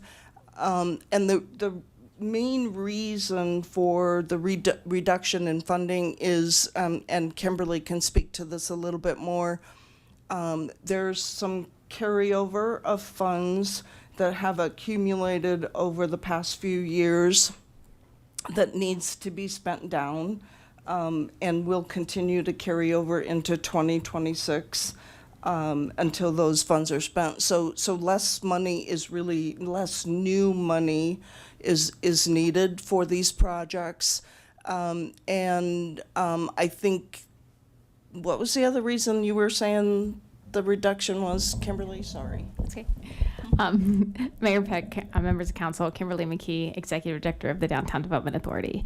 In our construction fund, we generally project out projects and things that we're going to work on, and oftentimes those are 2, 3-year, 4-year projects. So we'll fund them up front and then continue to implement them. So we're in the middle of implementing a bunch of those. A few of them have been kind of repurposed. If we had extra money left, then we can kind of put it towards things that we are going to do in the future. So, and we intentionally really tried to keep that number down a little bit so we have more money that we're building up for larger projects when they happen. Should I just keep going? Okay, just to kind of go over a few of the things in our construction fund. So the main thing is 600 Main Street, and as you all know, we bought that vacant gas station across the street from the pump house. We are starting right now on the phase 1 implementation, which is kind of turning it into a town square where there'll be gatherings and events and a pop-up visitor center. Phase 2 of that is going to be hopefully to put a linear building fronting Main Street, keeping the town square in the back, but having a building. When we did some of our community outreach, the community really wanted a buffer to the Main Street traffic if they were going to enjoy some time downtown. And so that will become our offices, the visitor center, and hopefully our other economic development partners will join us in that building. And it can be a kind of a one-stop shop for our businesses, 2 doors down from the chamber and very close to the Development Services Center. So $800,000 of that is to get us started on what that is going to look like, as well as we are pursuing some different capital grants and some other things with partners to make that happen. $20,000 to round out the wayfinding implementation that we've been doing in the downtown area as part of the city's master wayfinding plan. Some of our other projects, we do have some data services that we subscribe to, some metrics. We are working with a digital dashboard that's going to really help us with some of our metrics, but it's going to be a one-time expense where we're going to do some training for staff, so then staff learns and can do that in the future. As we prepare for Sundance in 2027, we really want to make sure that our creative district looks fantastic. So some of this funding in our placemaking and arts district is to implement some large mural projects and some other large placemaking projects. We're starting that right now. You may want to come see our disco dumpsters at Art Walk, which are going to be fantastic. Our Clean and Safe programs, our economic vitality programs, which is implementing our retail assessment and gap analysis that we contracted last year, and then adding some of cameras in 600 Main that work with the city's camera system.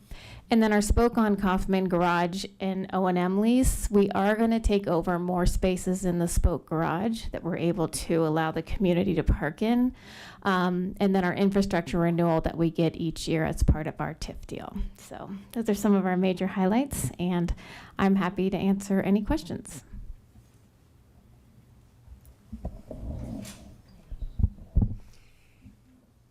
Councilor Christ.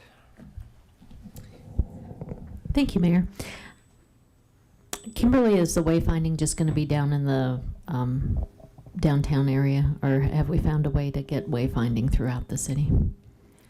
So our funding will have to stay in the DDA based on our statute and that type of thing. We still certainly hope that that gets implemented citywide. It is a citywide plan. I think as certain park signs and those type of things get fixed, they're going with the new system, so. Okay, so we'll just have to keep chipping away at it, is what you're saying? Yeah. All right. Thanks for putting that whole program together so that we can chip away at it. Councilor Popkin. Yeah, thank you, Mayor Peck. Just a quick question here. You mentioned the LDDA permit fees or permit revenue. Is that just the city's permit revenue for properties within the LDDA area, or is there a secondary or supplemental permit fee for businesses within? It is the city's permits within the DDA area. And okay, so it's The building permits, yeah. So that's not like a secondary revenue stream there. It's just one. It's the standard permit fee. It's just in the LDDA area, so that's where the revenue. That is correct. Yes. Thank you. Yeah, and I would also add that, and Councilmember Popkin, you brought up the retaining wall and parking deck project a little earlier this evening. The DDA is contributing $1 million of essentially TIF revenue to that project. Kimberly did rearrange and reprioritize some funding in that other project category in her current budget, $400,000 of that, and then we appropriated earlier, a couple months ago, the additional $600,000 for the full $1 million. That's actually not uncommon when there's a project where there's mutual interest, where we're both kind of working together to fill the capital gap that we have. It would have been, I don't know that we could have done it without the DDA supporting the funding for that. And I think they couldn't have done it without us being in it. So that's not uncommon in this world. Yeah. Okay. Counselor, I'm sorry, Mayor Pro Tem Hidalgo-Ferring. Thank you, Mayor. Actually, I just have a question about the spoke garage. So you said you're bringing in more spaces. Did you find that they, I love parking there, by the way. We use it all the time. Are you finding that those spaces that we have allotted are they filling up pretty fast? They're filling up more than they have been, which was our goal. We worked with the county to be able to use some of their spaces during the Kaufman Street construction. And we were able to sell permits for $10. So that's a month. And that's probably not super sustainable. But looking at, there was a private partner in the garage that is looking to get out. And so we are going to take over their spaces in the O&M, which gives us more money because we sold 80 permits. Now, there was never 80 people there at the same time. And we know that in our parking system, but there was a lot of interest. And so as we continue to get interest, we want to still make sure that there's places that people can make all-day parking decisions without because I think you were working with me on, with the resident who... Yes. Do you remember? Okay. I do. Yeah. And so would something like this help in that particular situation? Well, it will help in the fact that if we get those spaces, our goal is to get, I say loosely, control of all of the spaces, which allows us to enforce all of the spaces. And instead of saying, these 3 spaces you have to be a resident, and these 3 spaces you have to be a business owner, got it. Then it can say, you can park in this garage. Okay. And then we can enforce it. Well, sorry. We can enforce it and it can all be very seamless as opposed to, your best guess of how something's going to work. When it doesn't work, you kind of try to fix it. And I think this will make it easier for the public to understand, the residents to understand. Sure. Okay. So it was like a different kind of set of problems with that. And so, in the area of parking, I think about, so what that resident had talked about, it was very compelling. You're out there, you go to the restaurant, maybe you get your hair cut, you're there for more than 2 hours, and then you get cited. But they're utilizing the businesses. And so, I hate to see that, somebody get punished for spending time there. The other we want that. thing that our board would like to do is with our integrated parking system that we just did with the city, is put up signage in all of our public lots with a QR code where you can really easily, any public lot, buy a 5-day permit and stay all day. So if you would like to make that decision at the beginning and say, hey, I don't want to worry about this 2 hours, I'm going to stay here longer, you can buy that permit. You don't have to come to our office anymore. You can stand right there and do it. And so... and just to be clear, we're not charging for parking unless you want to stay over 2 hours. So that's what those signs will do. No, and that seems fair. Okay. Well, thank you.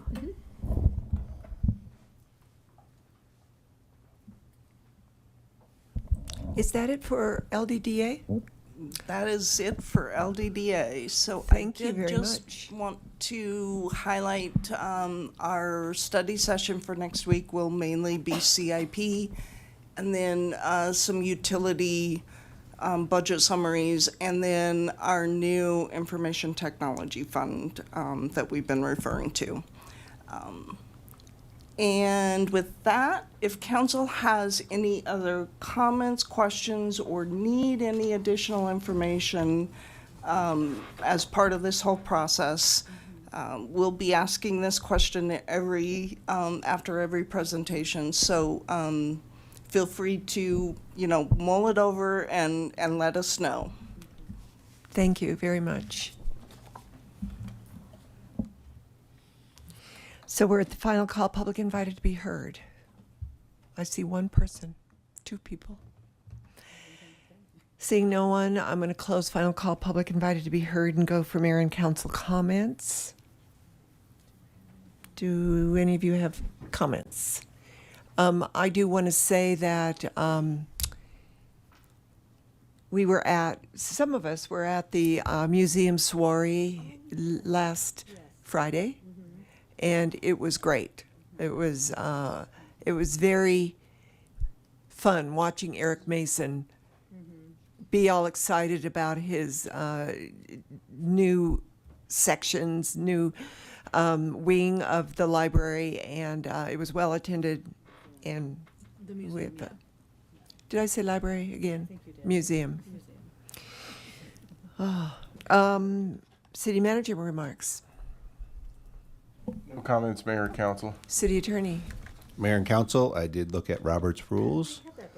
The second on a motion to reconsider can be anybody. The maker of the motion has to be in the prevailing party. So the good news is we don't have to go back to the sit-lie ordinance and fix that It is anymore. done. It's done. Thank you so much. Okay, it's been moved by Councilor McCoy that we adjourn. Second. Seconded by Councilor Christ. All those in favor? Aye. All those opposed? We are adjourned. Thank you, everyone, and good night.